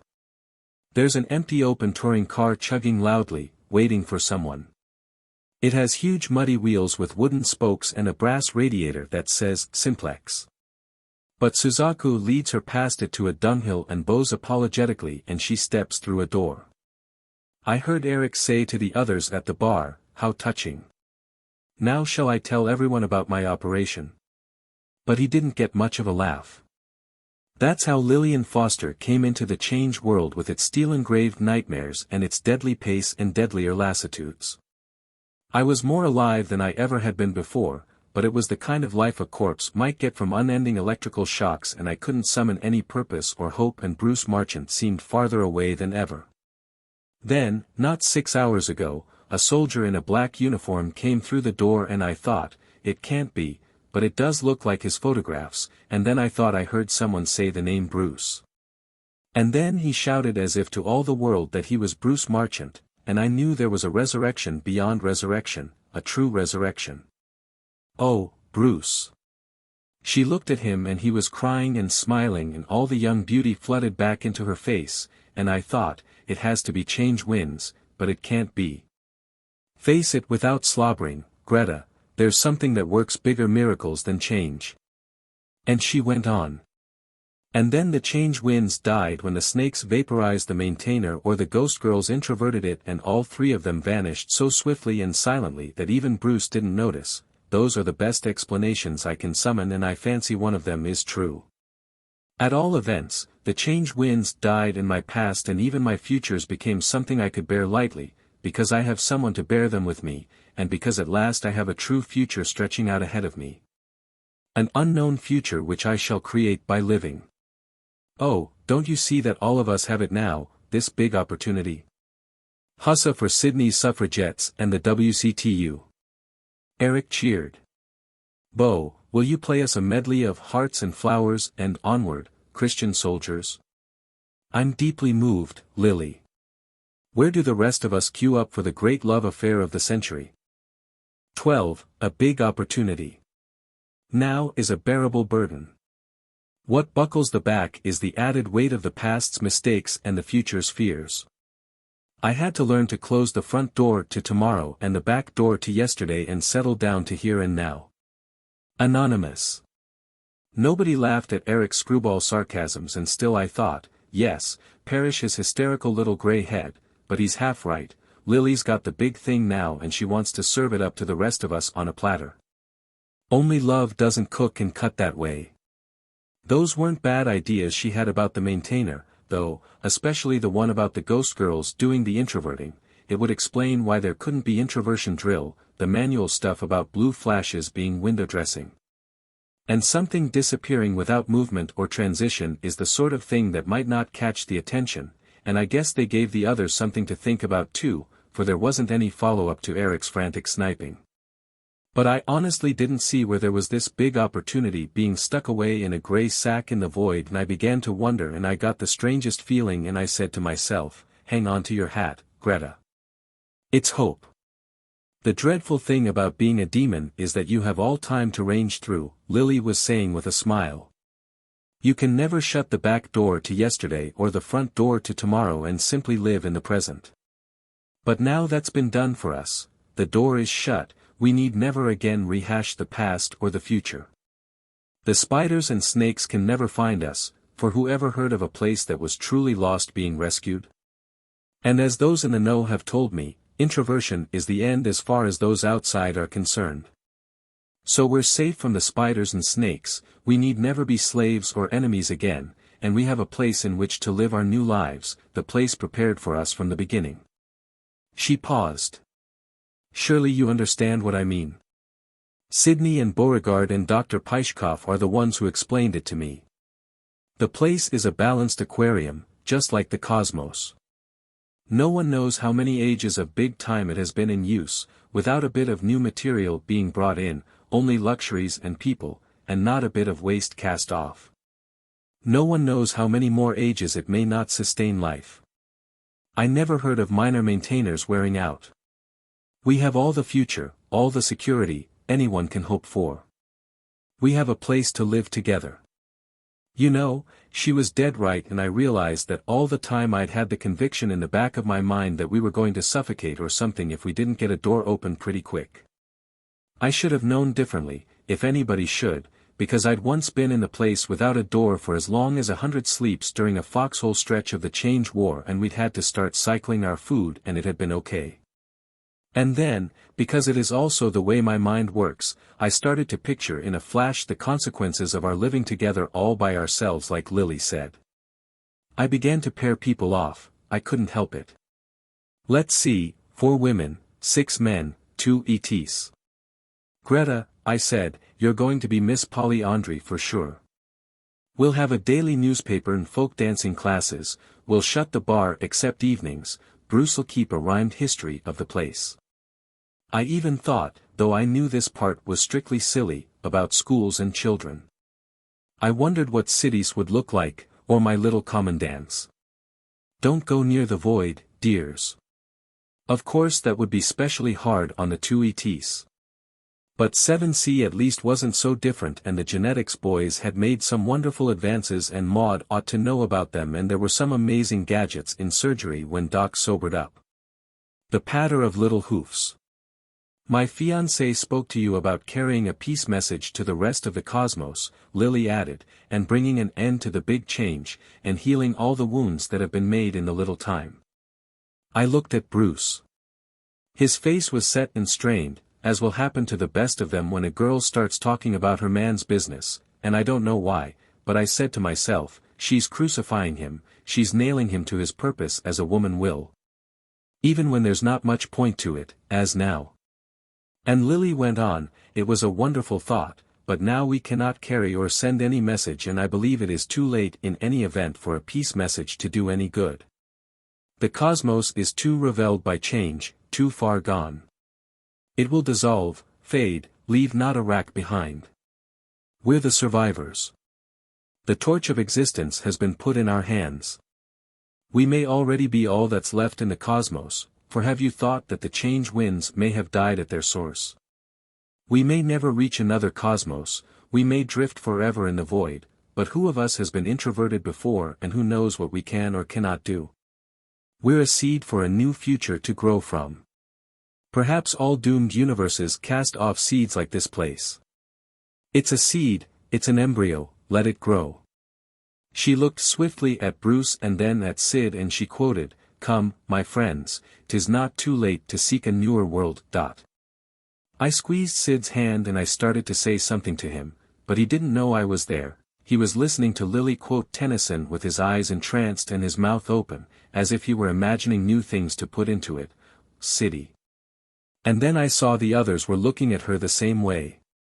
Ilhilihis was seeing finer feather forests than long-dead lunas grow. The greenhouse child Maud A. Pierres Davies was stowing away on a starship bound for another galaxy, or thinking how different her life might have been, the children she might have had, if she'd stayed on the planets and out of the change world. Even Eric looked as though he might be blitzing new universes, and Mark subduing them, for an eight-legged Führer Imperator. Bo was throbbing up a wider Mississippi in a bigger-than-life sidewheeler. Even I wasn't dreaming of a greater Chicago. Let's not go hog wild on this sort of thing, I told myself, but I did look up at the void and I got a shiver because I imagined it drawing away and the whole place starting to grow. I truly meant what I said about a seed, Lily went on slowly. I know, as you all do, that there are no children in the change world, that there cannot be, that we all become instantly sterile, that what they call a curse is lifted from us girls and we are no longer in bondage to the moon. She was right, all right, if there's one thing that's been proved 1,000,000 times in the change world, it's that. But we are no longer in the change world, Lily said softly, and its limitations should no longer apply to us, including that one. I feel deeply certain of it, but, she looked around slowly, we are 4 women here and I thought one of us might have a surer indication. My eyes followed hers around like anybody's would. In fact, everybody was looking around except Maud, and she had the silliest look of surprise on her face and it stayed there, and then, very carefully, she got down from the bar stool with her knitting. She looked at the half-finished pink bra with the long white needles stuck in it and her eyes bugged bigger yet, as if she were expecting it to turn into a baby sweater right then and there. Then she walked across the place to Lily and stood beside her. While she was walking, the look of surprise changed to a quiet smile. The only other thing she did was throw her shoulders back a little. I was jealous of her for a second, but it was a double miracle for her, considering her age, and I couldn't grudge her that. And to tell the truth, I was a little frightened, too. Even with Dave, I'd been bothered about this business of having babies. Yet I stood up with Siddy, I couldn't stop myself and I guess he couldn't either, and hand in hand we walked to the control divan. Bo and 7C were there and Bruce, of course, and then, so help me, those soldiers to the death, KB and Mark, started over from the bar and I couldn't see anything in their eyes about the greater glory of Crete and Rome, but something. I think, about each other, and after a moment Illy slowly detached himself from the piano and followed, lightly trailing his tentacles on the floor. I couldn't exactly see him hoping for little Elise in this company, unless it was true what the joke said about Lunans, but maybe he was being really disinterested and maybe he wasn't. Maybe he was simply figuring that Illy ought to be on the side with the biggest battalions. I heard dragging footsteps behind us and here came Doc from the gallery, carrying in his folded arms an abstract sculpture as big as a newborn baby. It was an agglomeration of perfect shiny gray spheres the size of golf balls, shaping up to something like a large brain, but with holes showing through here and there. He held it out to us like an infant to be admired and worked his lips and tongue as if he were trying very hard to say something, though not a word came out that you could understand, and I thought. Maxi Alexevich may be speechless drunk and have all sorts of holes in his head, but he's got the right instincts, bless his soulful little Russian heart. We were all crowded around the control divan like a football team huddling. The Peace Packers, it came to me. 7C would be fullback or center and Illy left end, what a receiver. The right number, too. Eric was alone at the bar, but now even he, oh, no, this can't be, I thought, even he came toward us. Then I saw that his face was working the worst ever. He stopped halfway and managed to force a smile, but it was the worst, too. That's my little commandant, I thought, no team spirit. So now Lily and Bruce, yes, and Grossmutterchen Maud, have their little nest, he said, and he wouldn't have had to push his voice very hard to get a screech. But what are the rest of us supposed to be, cowbirds? He crooked his neck and flapped his hands and croaked, "Cuckoo. Cuckoo." And I said to myself, I often thought you were crazy, boy, but now I know. Teufelsdreck, yes, devil's dirt. But you all seem to be infected with this dream of children.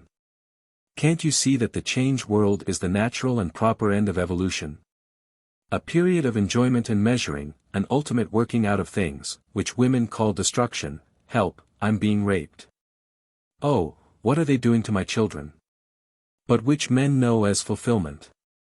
You're given good parts in Götterdämmerung and you go up to the author and tap him on the shoulder and say, "Excuse me, Herr Wagner, but this Twilight of the Gods is just a bit morbid. Why don't you write an opera for me about the little ones, the dear little blue-eyed curly-tops?" A plot? Oh, boy meets girl and they settle down to breed, something like that. Devil's dirt doubled and damned. Have you thought what life will be like without a door to go out of to find freedom and adventure, to measure your courage and keenness? Do you want to grow long gray beards hobbling around this asteroid turned inside out? Putter around indoors to the end of your days, mooning about little baby cosmoses, incidentally, with a live bomb for company? The cave, the womb, the little gray home in the nest, is that what you want? It'll grow. Oh, yes, like the city engulfing the wild wood, a proliferation of kinder, Kirchi, Kush, should live so long. Women.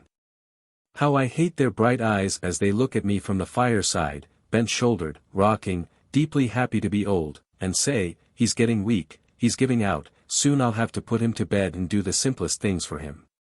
Your filthy triple goddess, Kabi, the birther, bride, and burier of man. Woman, the enfeebler, the fetterer, the crippler. Woman, and the curly-headed little cancers she wants. He lurched toward us, pointing at Lily. I never knew one who didn't want to cripple a man if you gave her the chance. Cripple him, swaddle him, clip his wings, grind him to sausage to mold another man, hers, a dull man. You hid the maintainer, you little smother hen, so you could have your nest and your Brucey. He stopped, gasping, and I expected someone to bop him one on the schnozzle, and I think he did, too. I turned to Bruce and he was looking, I don't know how, sorry, guilty, anxious, angry, shaken, inspired, all at once, and I wished people sometimes had simple suburban reactions like magazine stories.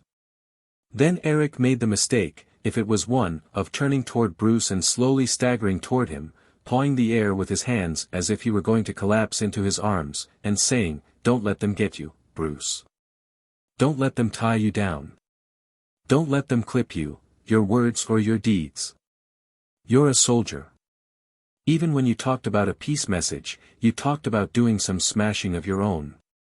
No matter what you think and feel, Bruce, no matter how much lying you do and how much you hide, you're really not on their side. That did it. It didn't come soon enough or, I think, in the right spirit to please me, but I will say it for Bruce that he didn't muck it up by tipping or softening his punch. He took one step forward and his shoulders spun and his fist connected sweet and clean. As he did it, he said only one word, "Loki." And darn if that didn't switch me back to a campfire in the Indiana Dunes and my mother telling me out of the Elder Saga about the malicious, sneering, all-spoiling Norse god and how.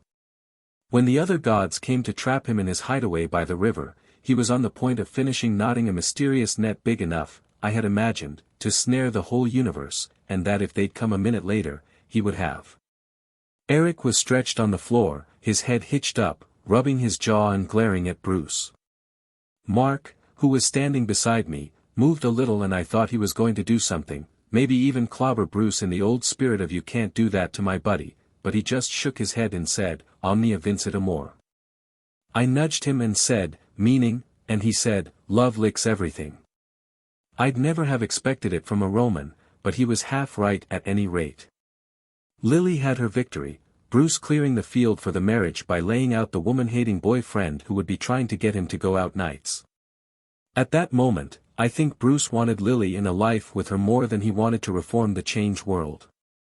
Sure, us women have our little victories, until the legions come or the little corporal draws up his artillery or the panzers roar down the road. Eric scrambled to his feet and stood there in a half-slump, half-crouch, still rubbing his jaw and glaring at Bruce over his hand, but making no move to continue the fight, and I studied his face and said to myself, if he can get a gun. He's going to shoot himself, I know. Bruce started to say something and hesitated, like I would have in his shoes, and just then Doc got one of his unpredictable inspirations and went weaving out toward Eric, holding out the sculpture and making deaf and dumb noises like he had to us.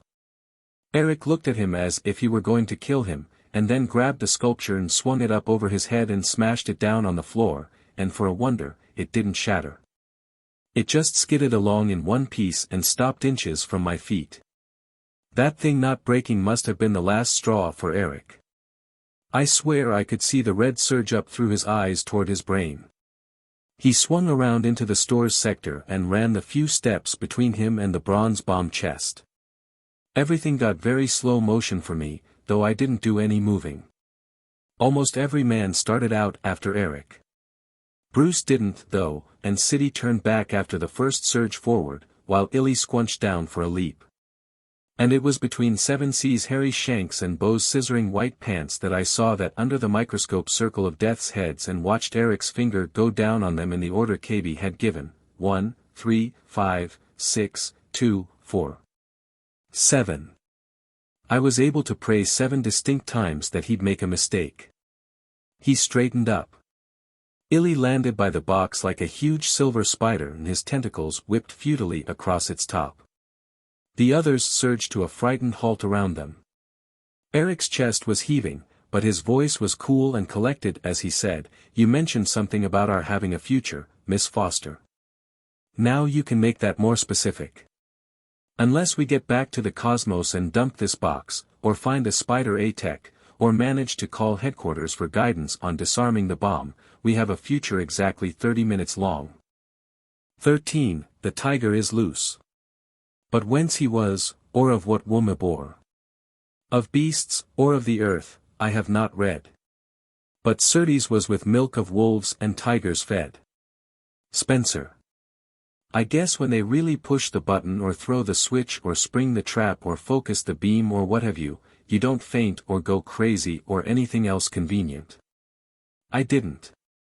Everything, everybody, every move that was made, every word that was spoken, was painfully real to me, like a hand twisting and squeezing things deep inside me, and I saw every least detail spotlighted and magnified like I had the 7 skulls.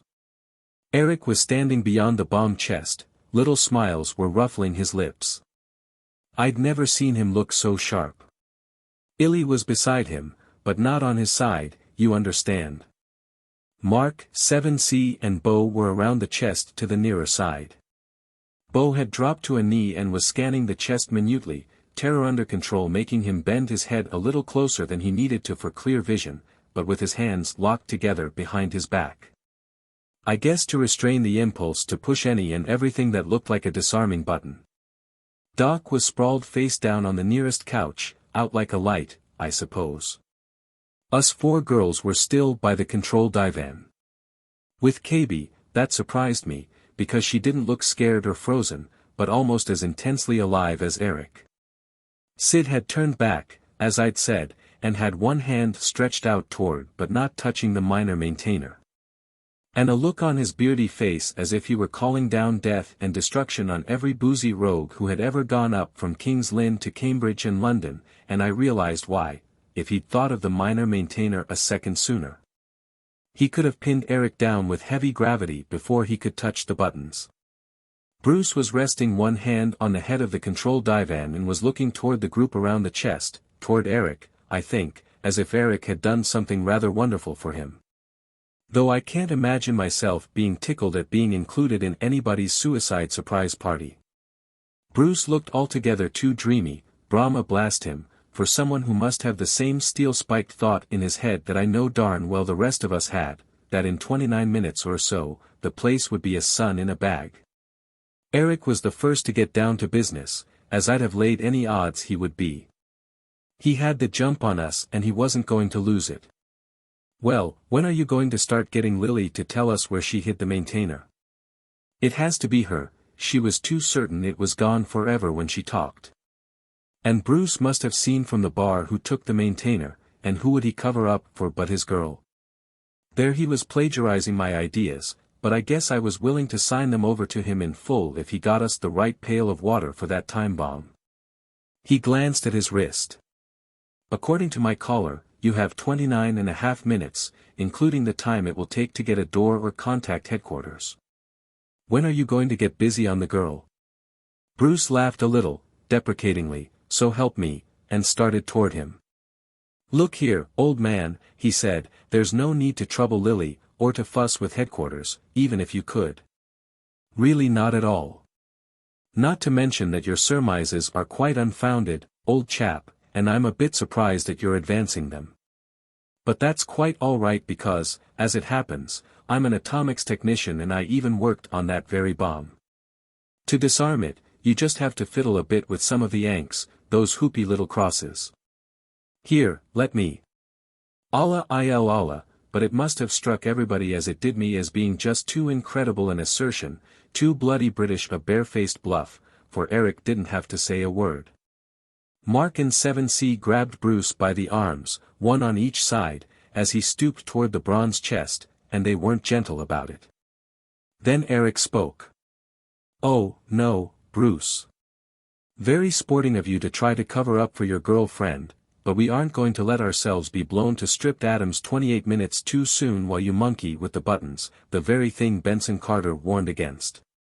And pray for a guesswork miracle. It's too thin, Bruce, when you come from 1917 and haven't been on the big time for 100 sleeps and were calling for an ATEC yourself a few hours ago. Much too thin. Bruce, something is going to happen that I'm afraid you won't like, but you're going to have to put up with it.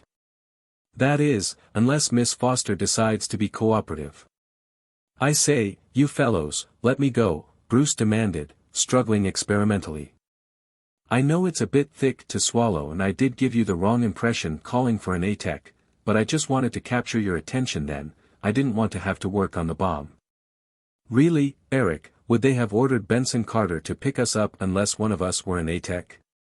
They'd be sure to include one in the Bally operation. When they're using patchwork tactics? Eric grinningly quoted back at him. KB spoke up beside me and said, Benson Carter was a magician of matter and he was going on the operation disguised as an old woman. We had the cloak and hood with the other garments, and I wondered how this cold fish of a she-officer could be the same girl who was giving Mark Slurpee looks not 10 minutes ago. Well? Eric asked, glancing at his caller and then swinging his eyes around at us as if there must be some of the old Wehrmacht iron somewhere. We all found ourselves looking at Lily and she was looking so sharp herself, so ready to jump and so at bay, that it was all I needed, at any rate, to make Eric's theory about the maintainer a rock-bottom certainty. Bruce must have realized the way our minds were working, for he started to struggle in earnest and at the same time called, for God's sake, don't do anything to Lily. Let me loose, you idiots. Everything's true I told you, I can save you from that bomb. 7C, you took my side against the spiders, you've nothing to lose. Sid, you're an Englishman. Bo, you're a gentleman and you love her, too, for God's sake, stop them. Bo glanced up over his shoulder at Bruce and the others surging around close to his ankles and he had on his poker face. Sid I could tell was once more going through the purgatory of decision. Bo reached his own decision first and I'll say it for him that he acted on it fast and intelligently. Right from his kneeling position and before he'd even turned his head quite back, he jumped Eric. But other things in this cosmos besides man can pick sides and act fast. Illy landed on Bo midway and whipped his tentacles around him tight and they went wobbling around like a drunken white and silver barber pole. Bo got his hands each around a tentacle, and at the same time his face began to get purple, and I winced at what they were both going through. Maybe 7C had a hoof in Sid's purgatory, because Bruce shook loose from the Saturn tried to knock out Mark, but the Roman twisted his arm and kept him from getting in a good punch. Eric didn't make a move to mix into either fight, which is my little commandant all over. Using his fists on anybody but me is beneath him. Then Sid made his choice, but there was no way for me to tell what it was, as he reached for the minor maintainer. KB contemptuously snatched it away from his hands and gave him a knee in the belly that doubled me up in sympathy and sent him sprawling on his knees toward the fighters. On the return, KB gave Lily, who'd started to grab too, an effortless backhand smash that set her down on the divan.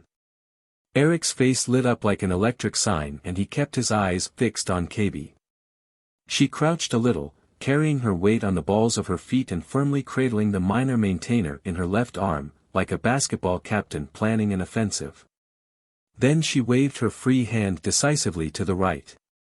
I didn't get it, but Eric did and Mark too, for Eric jumped for the refresher sector and Mark let go of Bruce and followed him, ducking around 7C's arms, who was coming back into the fight on which side I don't know. Illy unwhipped from Bo and copied Eric and Mark with one big spring. Then KB twisted a dial as far as it would go and Bruce, Bo, 7C and poor City were slammed down and pinned to the floor by about 8 gravities. It should have been lighter near us, I hoped it was, but you couldn't tell from watching City. He went flat on his face, spread-eagled, one hand stretched toward me so close, I could have touched it, but not let go. And his mouth was open against the floor and he was gasping through a corner of it and I could see his spine trying to sink through his belly. Bruce just managed to get his head and one shoulder up a bit, and they all made me think of a door illustration of the Inferno where the cream of the damned are frozen up to their necks in ice in the innermost circle of hell. The gravity didn't catch me, although I could feel it in my left arm. I was mostly in the refresher sector, but I dropped down flat too, partly out of a crazy compassion I have, but mostly because I didn't want to take a chance of having KB knock me down. Eric, Mark and Illy had got clear and they headed toward us. Maud picked the moment to make her play, she hadn't much choice of times, if she wanted to make one. The old girl was looking it for once, but I guess the thought of her miracle must have survived alongside the fear of sacked sun and must have meant a lot to her, for she launched out fast. All set to straight-arm KB into the heavy gravity and grabbed the minor maintainer with the other hand. 14, now will you talk? Like diamonds, we are cut with our own dust. Webster. Cretans have eyes under their back hair, or let's face it, entertainers aren't soldiers. KB weaved to one side and flicked a helpful hand and poor old Maud went where she'd been going to send KB. It sickened me to see the gravity take hold and yank her down. I could have jumped up and made it 4 in a row for KB, but I'm not a bit brave when things like my life are at stake. Lily was starting to get up, acting a little dazed. KB gently pushed her down again and quietly said, "Where is it?" And then hauled off and slapped her across the face. What got me was the matter-of-fact way KB did it. I can understand somebody getting mad and socking someone, or even deliberately working up a rage so as to be able to do something nasty, but this cold-blooded way turns my stomach. Lily looked as if half her face were about to start bleeding, but she didn't look dazed anymore and her jaw set. KB grabbed Lily's pearl necklace and twisted it around her neck and it broke and the pearls went bouncing around like ping-pong balls, so KB yanked down Lily's gray silk bandeau until it was around the neck and tightened that. Lily started to choke through her tight-pressed lips. Eric, Mark and Illy had come up and crowded around, but they seemed to be content with the job KB was doing. "Listen, slut," she said, "we have no time. You have a healing room in this place. I can work the things." Here it comes, I thought, wishing I could faint. On top of everything, on top of death even, they had to drag in the nightmare personally stylized for me, the horror with my name on it. I wasn't going to be allowed to blow up peacefully. They weren't satisfied with an A-bomb. They had to write my private hell into the script.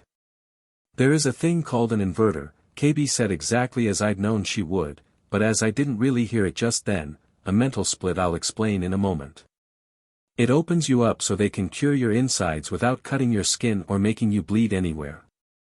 It turns the big parts of you inside out, but not the blood tubes.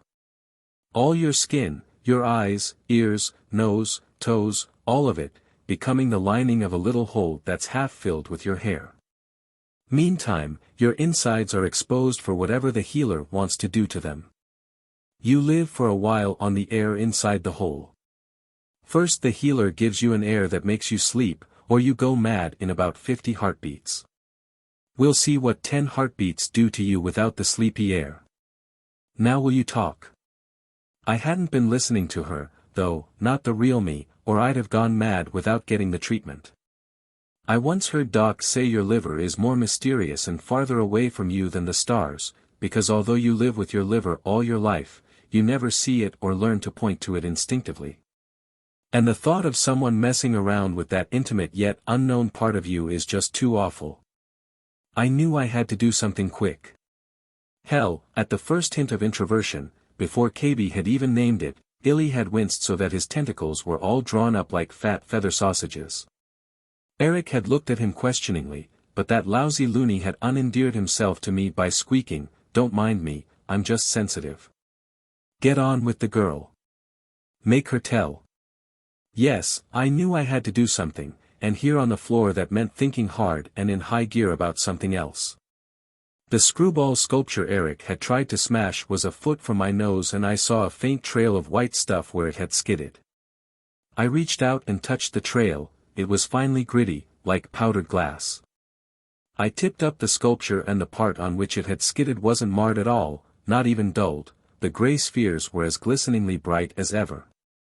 So I knew the trail was diamond dust rubbed off the diamonds in the floor by something even harder.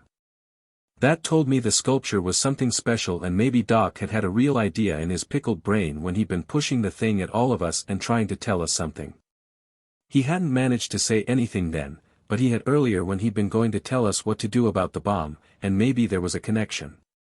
I twisted my memory hard and let it spring back and I got, inverse, bosh, indeed. Bosh and inverse bosh to all boozers, Rusky or otherwise. So I quick tried the memory trick again and this time I got, glavsh, and then I grasped and almost sneezed on diamond dust as I watched the pieces fit themselves together in my mind like a speeded-up movie reel. It all hung on that black right-hand Hussars glove Lily had produced for Bruce. Only she couldn't have found it in stores, because we'd searched every fractional pigeonhole later on and there hadn't been any gloves there, not even the left-hand mate there would have been. Also, Bruce had had 2 left-hand gloves to start with, and we had been through the whole place with a fine-tooth comb, and there had been only the 2 black gloves on the floor where Bruce had kicked them off the bar, those 2 and those 2 only. The left-hand glove he'd brought from outside and the right-hand glove Lily had produced for him. So a left-hand glove had disappeared, the last I'd seen of it, Lily had been putting it on her tray, and a right-hand glove had appeared. Which could only add up to one thing, Lily had turned the left-hand glove into an identical right. She couldn't have done it by turning it inside out the ordinary way, because the lining was different. But as I knew only too sickeningly well, there was an extraordinary way to turn things inside out, things like human beings. You merely had to put them on the inverter in surgery and flick the switch for full inversion. Or you could flick it for partial inversion and turn something into a perfect three-dimensional mirror image of itself, just what a right-hand glove is of a left. Rotation through the 4th dimension, the science boys call it. I've heard of it being used in surgery on the highly asymmetric Martians, and even to give a socially impeccable right hand to a man who'd lost one, by turning an amputated right arm into an amputated left. Ordinarily, nothing but live things are ever inverted in surgery and you wouldn't think of doing it to an inanimate object, especially in a place where the doc's a drunk and the surgery hasn't been used for hundreds of sleeps. But when you've just fallen in love, you think of wonderful crazy things to do for people. Drunk with love, Lily had taken Bruce's extra left-hand glove into surgery, partially inverted it, and got a right-hand glove to give him. What Doc had been trying to say with his inverse, bosh, was, invert the box, meaning we should put the bronze chest through full inversion to get at the bomb inside to disarm it. Doc too had got the idea from Lily's trick with the glove. What an inside-out tactical atomic bomb would look like, I could not imagine and did not particularly care to see. I might have to, though, I realized. But the fast-motion film was still running in my head. Later on, Lily had decided like I had that her lover was going to lose out in his plea for mutiny unless she could give him a really captive audience, and maybe, even then, she had been figuring on creating the nest for Bruce's chicks and all those other things we believed in for a while. So she'd taken the major maintainer and remembered the glove, and not many seconds later, she had set down on a shelf of the art gallery an object that no one would think of questioning, except someone who knew the gallery by heart. I looked at the abstract sculpture a foot from my nose, at the clustered gray spheres the size of golf balls. I had known that the inside of the maintainer was made up of vastly tough, vastly hard giant molecules, but I hadn't realized they were quite that big. I said to myself, Greta, this is going to give you a major psychosis, but you're the one who has to do it, because no one is going to listen to your deductions when they're all practically living on negative time already. I got up as quietly as if I were getting out of a bed I shouldn't have been in. There are some things entertainers are good at, and KB was just saying, you go mad in about 50 heartbeats. Everybody on their feet was looking at Lily. Sid seemed to have moved, but I had no time for him except to hope he hadn't done anything that might attract attention to me. I stepped out of my shoes and walked rapidly to surgery. There's one good thing about this hardest floor anywhere, it doesn't creak. I walked through the surgery screen that is like a wall of opaque, odorless cigarette smoke, and I concentrated on remembering my snafu nurse's training, and before I had time to panic, I had the sculpture positioned on the gleaming table of the inverter. I froze for a moment when I reached for the inversion switch, thinking of the other time and trying to remember what it had been that bothered me so much about an inside-out brain being bigger and not having eyes. But then I either thumbed my nose at my nightmare or kissed my sanity goodbye, I don't know which, and twisted the switch all the way over, and there was the major maintainer winking blue about 3 times a second, as nice as you could want it. It must have been working as sweet and steady as ever, all the time it was inverted, except that, being inside out, it had hocused the direction finders. 15. Lord Spider. Black-legged spiders. With red hearts of hell. Marquis. Yezu. I turned and Sid's face was sticking through the screen like a tinted bas-relief hanging on a grey wall, and I got the impression he had peered unexpectedly through a slit in an arras into Queen Elizabeth's bedroom. He didn't have any time to linger on the sensation, even if he'd wanted to, for an elbow with a copper band thrust through the screen and dug his ribs, and KB marched Lily in by the neck. Eric, Mark and Illy were right behind. They caught the blue flashes and stopped dead, staring at the long-lost. Eric spared me one look which seemed to say, so you did it, not that it matters. Then he stepped forward and picked it up and held it solidly to his left side in the double right angle made by fingers, forearm and chest, and reached for the introversion switch with a look on his face as if he were opening a fifth of whiskey. The blue light died and change winds hit me like a stiff drink that had been a long, long time in coming, like a hot trumpet note out of nowhere. I felt the changing pasts blowing through me, and the uncertainties whistling past, an ice-stiff reality softening with all its duties and necessities, and the little memories shredding away and dancing off like autumn leaves. Leaving maybe not even ghosts behind, and all the crazy moods like Mardi Gras dancers pouring down an evening street.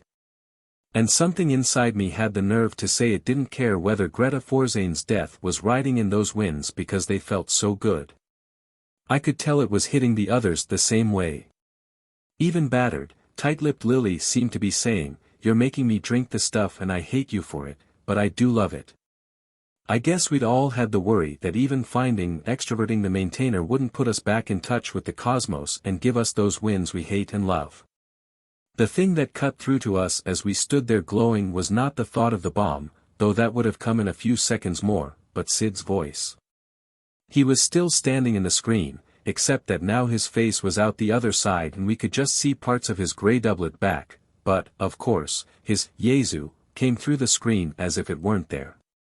At first I couldn't figure out who he could be talking to, but I swear I never heard his voice so courtly obsequious before, so strong and yet so filled with awe and an undernote of, yes, sheer terror. "Lord, I am filled from top to toe with confusion that you should so honor my poor place," he said. "Poor say I in mine, when I mean that I have ever buskied it faithfully for you, not dreaming that you would ever condescend. Yet knowing that your eye was certes ever upon me, though I am but as a poor pinch of dust adrift between the suns. I abase myself. Prithee, how may I serve thee, sir? I know not e'en how most suitably to address thee, Lord. King. Emperor Spider." I felt like I was getting very small, but not a bit less visible, worse luck, and even with the change winds inside me to give me courage, I thought this was really too much, coming on top of everything else. It was simply unfair. At the same time, I realized it was to be expected that the big bosses would have been watching us with their unblinking beady black eyes ever since we had introverted waiting to pounce if we should ever come out of it. I tried to picture what was on the other side of the screen and I didn't like the assignment. But in spite of being petrified, I had a hard time not giggling, like the zany at graduation exercises, at the way the other ones in surgery were taking it. I mean the soldiers. They each stiffened up like they had the old ramrod inside them, and their faces got that important look, and they glanced at each other and the floor without lowering their heads. As if they were measuring the distance between their feet and mentally chalking alternate sets of footprints to step into.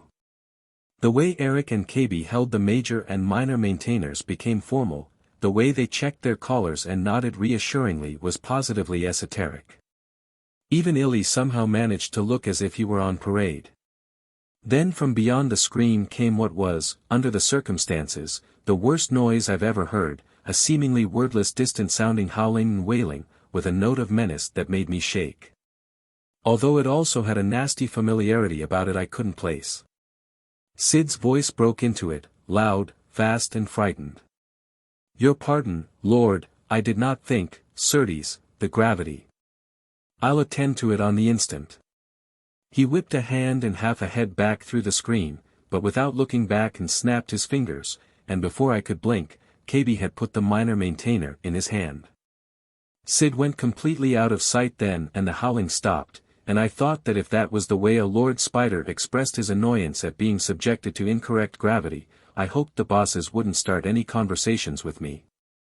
Eric pursed his lips and threw the other soldiers a nod and the four of them marched through the screen as if they'd drilled a lifetime for this moment.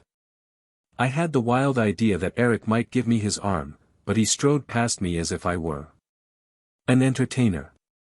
I hesitated a moment then, but I had to see what was happening outside, even if I got eaten up for it. Besides, I had a bit of the thought that if these formalities went on much longer, even a Lord Spider was going to discover just how immune he was to confined atomic blast. I walked through the screen with Lily beside me. The soldiers had stopped a few feet in front of it. I looked around ahead for whatever it was going to turn out to be, prepared to drop a curtsy or whatever else, bar nothing, that seemed expected of me. I had a hard time spotting the beast. Some of the others seemed to be having trouble too. I saw Doc weaving around foolishly by the control divan, and Bruce and Bo and 7C and Maud on their feet beyond it, and I wondered whether we were dealing with an invisible monster. Ought to be easy enough for the bosses to turn a simple trick like invisibility. Then I looked sharply left where everyone else, even glassy-eyed Doc, was coming to look, into the door sector, only there wasn't any monster there or even a door. But just Siddy holding the minor maintainer and grinning like when he is threatening to tickle me, only more fiendishly. "Not a move, masters," he cried, his eyes dancing, "or I'll pin the pack of you down, marry and amen I will. It is my firm purpose to see the place blasted before I let this instrument out of my hands again." My first thought was, "Splud, but Siddy is a real actor." I don't care if he didn't study under anyone later than Burbage, that just proves how good Burbage is. Sid had convinced us not only that the real spiders had arrived, but earlier that the gravity in the edge of stores had been a lot heavier than it actually was. He completely fooled all those soldiers, including my swelled-headed victorious little commandant, and I kind of filed away the timing of that business of reaching out the hand and snapping the fingers without looking, it was so good. Beauregard. Sid called. Get to the major maintainer and call headquarters. But don't come through door, Mary go by refresher. I'll not trust a single demon of you in this sector with me until much more has been shown and settled. Siddy, you're wonderful, I said, starting toward him. As soon as I got the maintainer unsnarled and looked around and saw your sweet old face. Back, Trixie Trull. Not the breadth of one scarlet toenail nearer me, you queen of sleights and high priestess of deception, he bellowed. You least of all do I trust. Why you hid the maintainer, I know not, Faith, but later you'll discover the truth to me or I'll have your gizzard. I could see there was going to have to be a little explaining. Doc, touched off, I guess, by Sid waving his hand at me, threw back his head and let off one of those shuddery Siberian wolf howls he does so blamed well. Sid waved toward him sharply and he shut up, beaming toothily, but at least I knew who was responsible for the spider wail of displeasure that Sid had either called for or more likely got as a gift of the gods and used in his act. Bo came circling around fast and Eric shoved the major maintainer into his hands without making any fuss. The four soldiers were looking pretty glum after losing their grand review. Bo dumped some junk off one of the art gallery's sturdy tabourets and set the major maintainer on it carefully but fast, and quickly knelt in front of it and whipped on some earphones and started to tune. The way he did it snatched away from me my inward glory at my big inversion brainwave so fast, I might never have had it, and there was nothing in my mind again but the bronze-bound chest. I wondered if I should suggest inverting the thing, but I said to myself, Greta, you got no diploma to show them and there probably isn't time to try two things, anyway. Then Eric for once did something I wanted him to, though I didn't care for its effect on my nerves, by looking at his collar and saying quietly, 9 minutes to go, if place-time and cosmic time are sinking. Bo was steady as a rock and working adjustments so fine that I couldn't even see his fingers move. Then, at the other end of the place, Bruce took a few steps toward us. 7C and Maud followed a bit behind him. I remembered Bruce was another of our nuts with a private program for blowing up the place. Sydney, he called, and then, when he'd got Sid's attention, remember, Sydney, you and I both came down to London from Peterhouse. I didn't get it. Then Bruce looked toward Eric with a devil-may-care challenge and toward Lily as if he were asking her forgiveness for something. I couldn't read her expression, the bruises were blue on her throat and her cheek was puffy. Then Bruce once more shot Eric that look of challenge and he spun and grabbed 7C by a wrist and stuck out a foot, even half-horses aren't too sharp about infighting, I guess. And the satyr had every right to feel at least as confused as I felt, and sent him stumbling into Maud, and the two of them tumbled to the floor in a jumble of hairy legs and pearl grey frock. Bruce raced to the bomb chest. Most of us yelled, "Stop him, Sid, pin him down," or something like that. I know I did because I was suddenly sure that he'd been asking Lily's pardon for blowing the two of them up, and all the rest of us too, the love-blinded stinker.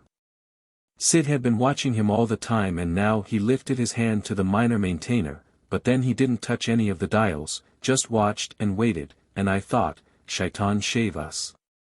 Does Siddy want in on death, too? Ain't he satisfied with all he knows about life? Bruce had knelt and was twisting some things on the front of the chest, and it was all as bright as if he were under a bank of Klieg lights, and I was telling myself I wouldn't know anything when the fireball fired, and not believing it. And 7C and Maud had got unscrambled and were starting for Bruce, and the rest of us were yelling at Sid, except that Eric was just looking at Bruce very happily, and Sid was still not doing anything. And it was unbearable except just then I felt the little arteries start to burst in my brain like a string of firecrackers and the old aorta pop, and for good measure, a couple of valves come unhinged in my ticker, and I was thinking, well, now I know what it's like to die of heart failure and high blood pressure, and having a last quiet smile at having cheated the bomb, when Bruce jumped up and back from the chest. That does it, he announced cheerily. She's as safe as the Bank of England. 7C and Maud stopped themselves just short of knocking him down and I said to myself, hey, let's get a move on. I thought heart attacks were fast. Before anyone else could speak, Bo did. He had turned around from the major maintainer and pulled aside one of the earphones. I got headquarters, he said crisply. They told me how to disarm the bomb, I merely said I thought we ought to know. What did you do, sir? He called to Bruce. There's a row of 4 anks just below the lock. The first to your left you give a quarter turn to the right, the second a quarter turn to the left, same for the fourth, and you don't touch the third. That is it, sir, Bo confirmed. The long silence was too much for me, I guess I must have the shortest span for unspoken relief going. I drew some nourishment out of my restored arteries into my brain cells and yelled, City, I know I'm a tricksy troll and the high vixen of all foxes, but what the hell is Peterhouse? The oldest college at Cambridge, he told me rather coolly. 16. The Possibility Binders.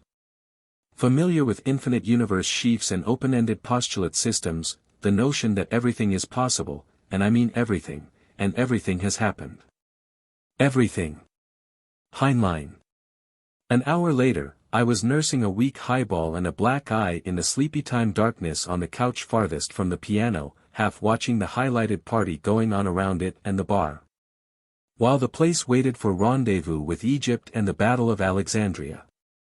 Sid had swept all our outstanding problems into one big bundle and, since his hand held the joker of the minor maintainer, he had settled them all as high-handedly as if they'd been those of a bunch of schoolkids. It amounted to this. We'd been introverted when most of the damning things had happened, so presumably only we knew about them, and we were all in so deep one way or another that we'd all have to keep quiet to protect our delicate complexions. Well, Eric's triggering the bomb did balance rather neatly Bruce's incitement to mutiny, and there was Doc's drinking, while everybody who had declared for the peace message had something to hide.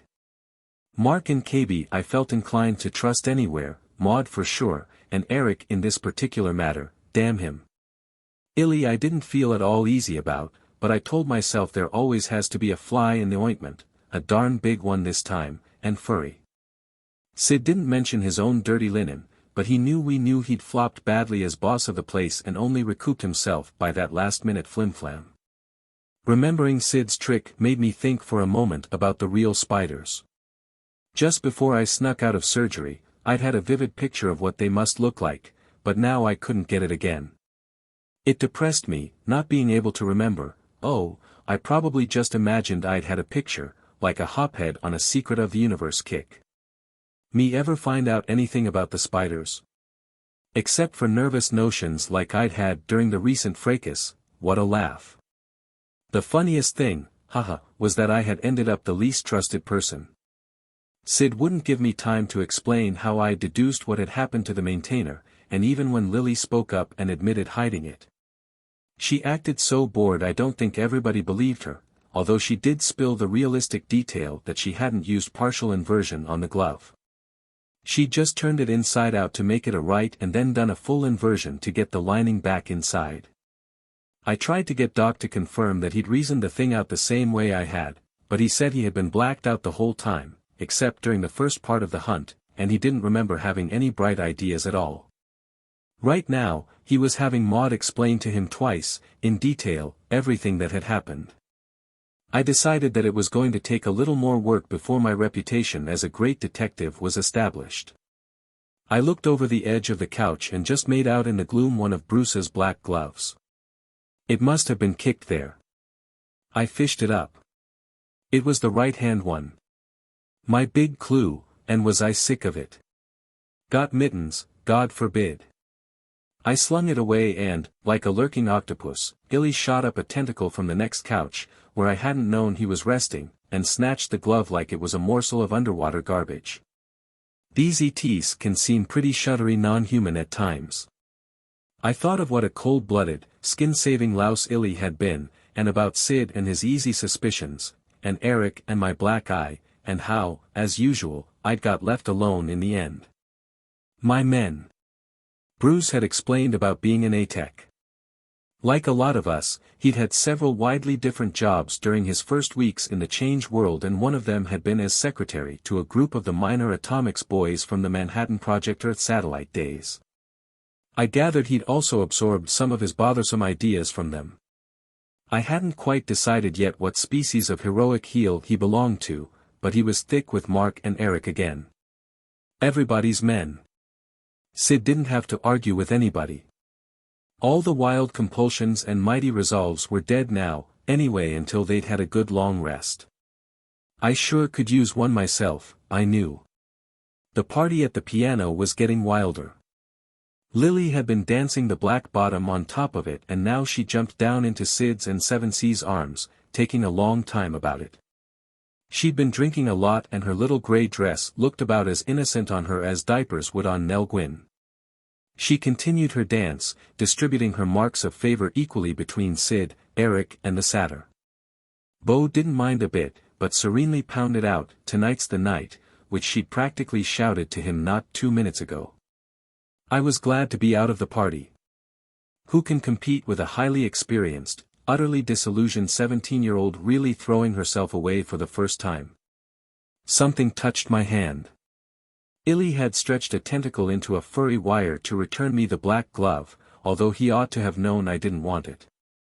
I pushed it away, privately calling Illy a washed-out moronic tarantula, and right away I felt a little guilty. What right had I to be critical of Illy? Would my own character have shown to advantage if I'd been locked in with 11 octopoids a billion years away? For that matter, where did I get off being critical of anyone?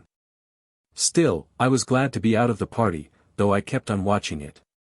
Bruce was drinking alone at the bar.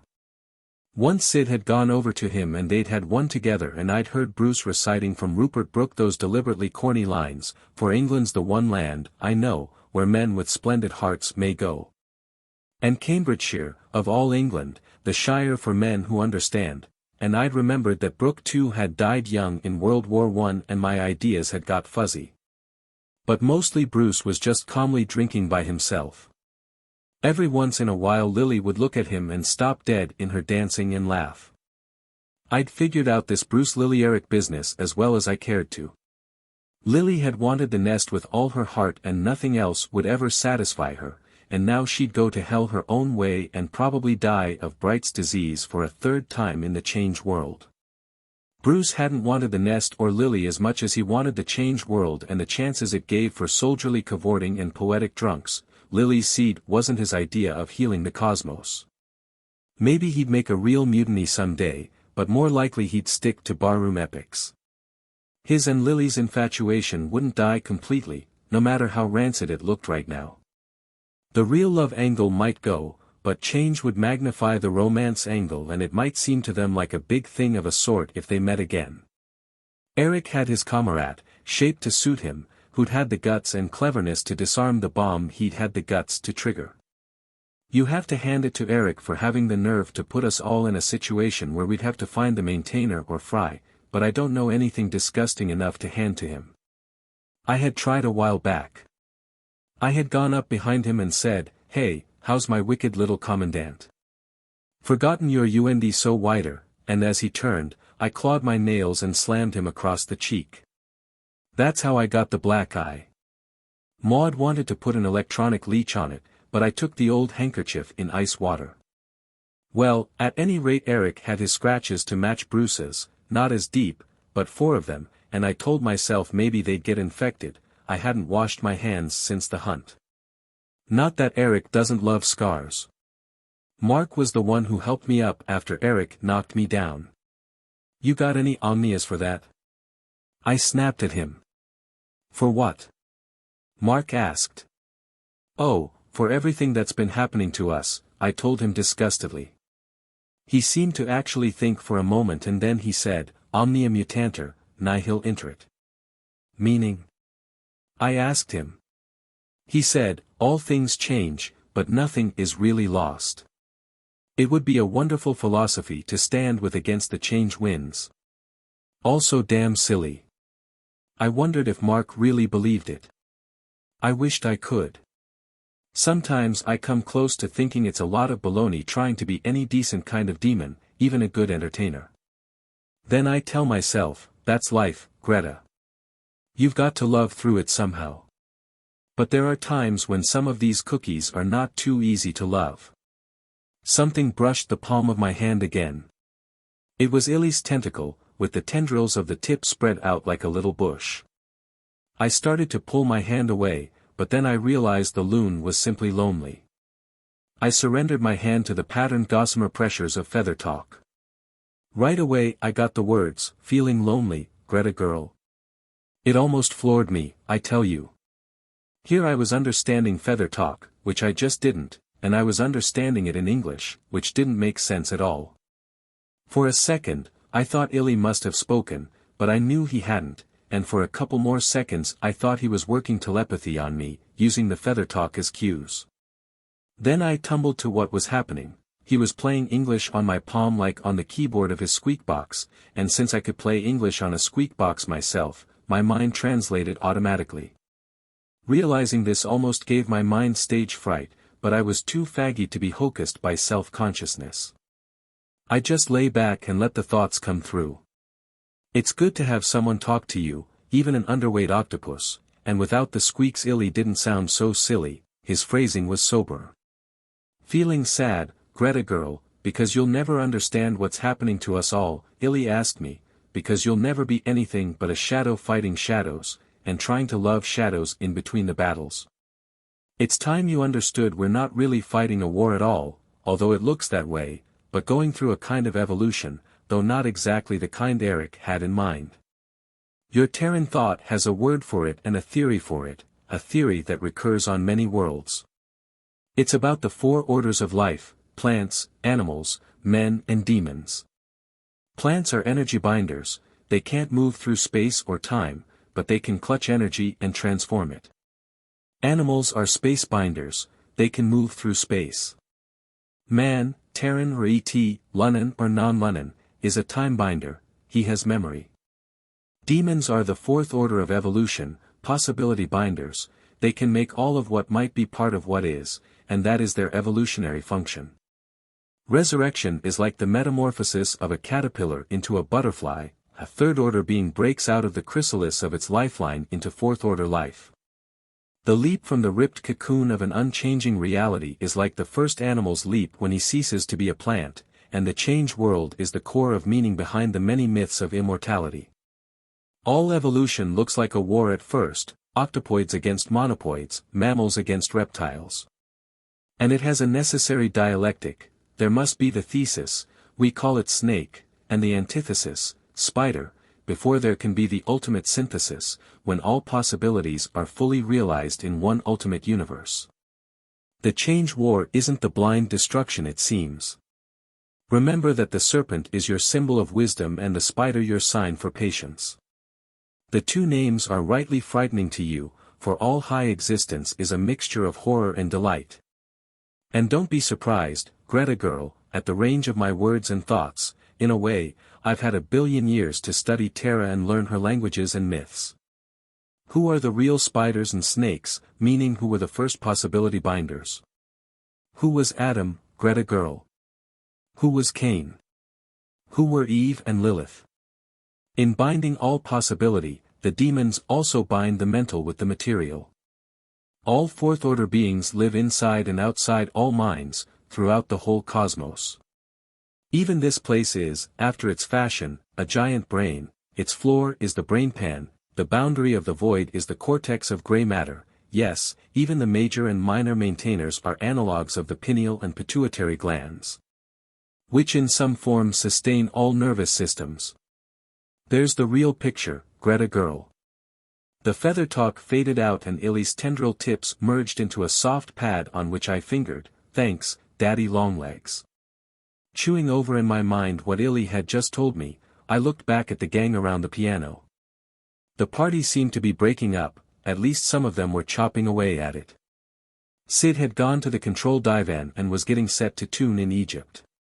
Mark and KB were there with him, all bursting with eagerness and the vision of ranks on ranks of mounted zombie bowmen going up in a mushroom cloud. I thought of what Illy had told me and I managed a smile. Seems we've got to win and lose all the battles, every which way. Mark had just put on his Parthian costume, groaning cheerfully, trousers again. And was striding around under a hat like a fur-lined ice cream cone and with the sleeves of his metal-stuffed canvas flapping over his hands. He waved a short sword with a heart-shaped guard at Bruce and Eric and told them to get a move on. KB was going along on the operation wearing the old woman disguise intended for Benson Carter. I got a half-hearted kick out of knowing she was going to have to cover that chest and hobble. Bruce and Eric weren't taking orders from Mark just yet. Eric went over and said something to Bruce at the bar, and Bruce got down and went over with Eric to the piano, and Eric tapped Bo on the shoulder and leaned over and said something to him. And Bo nodded and yanked Limehouse Blues to a fast close and started another piece, something slow and nostalgic. Eric and Bruce waved to Mark and smiled, as if to show him that whether he came over and stood with them or not, the legate and the lieutenant and the commandant were very much together. And while 7C hugged Lily with a simple enthusiasm that made me wonder why I've wasted so much imagination on genetic treatments for him, Eric and Bruce sang. To the Legion of the Lost Ones, to the cohort of the damned. To our brothers in the tunnels outside time sing 3 change-resistant zombies, raised from death and robot-crammed and commandos of the spiders, here's to crime. We're 3 blind mice on the wrong time track, hush, hush, hush, we've lost our now and we'll never get back, hush, hush, hush, change commandos out on the spree, damn through all possibility, ghost girls, think kindly on such as we, hush, hush, hush. While they were singing, I looked down at my charcoal skirt and over at Maud and Lily and I thought, 3 grey hustlers for 3 black hussars, that's our speed. Well, I'd never thought of myself as a high-speed job, winning all the races, I wouldn't feel comfortable that way. Come to think of it, we've got to lose and win all the races in the long run, the way the course is laid out. I fingered to Illy, that's the picture, all right, Spider Boy. The end.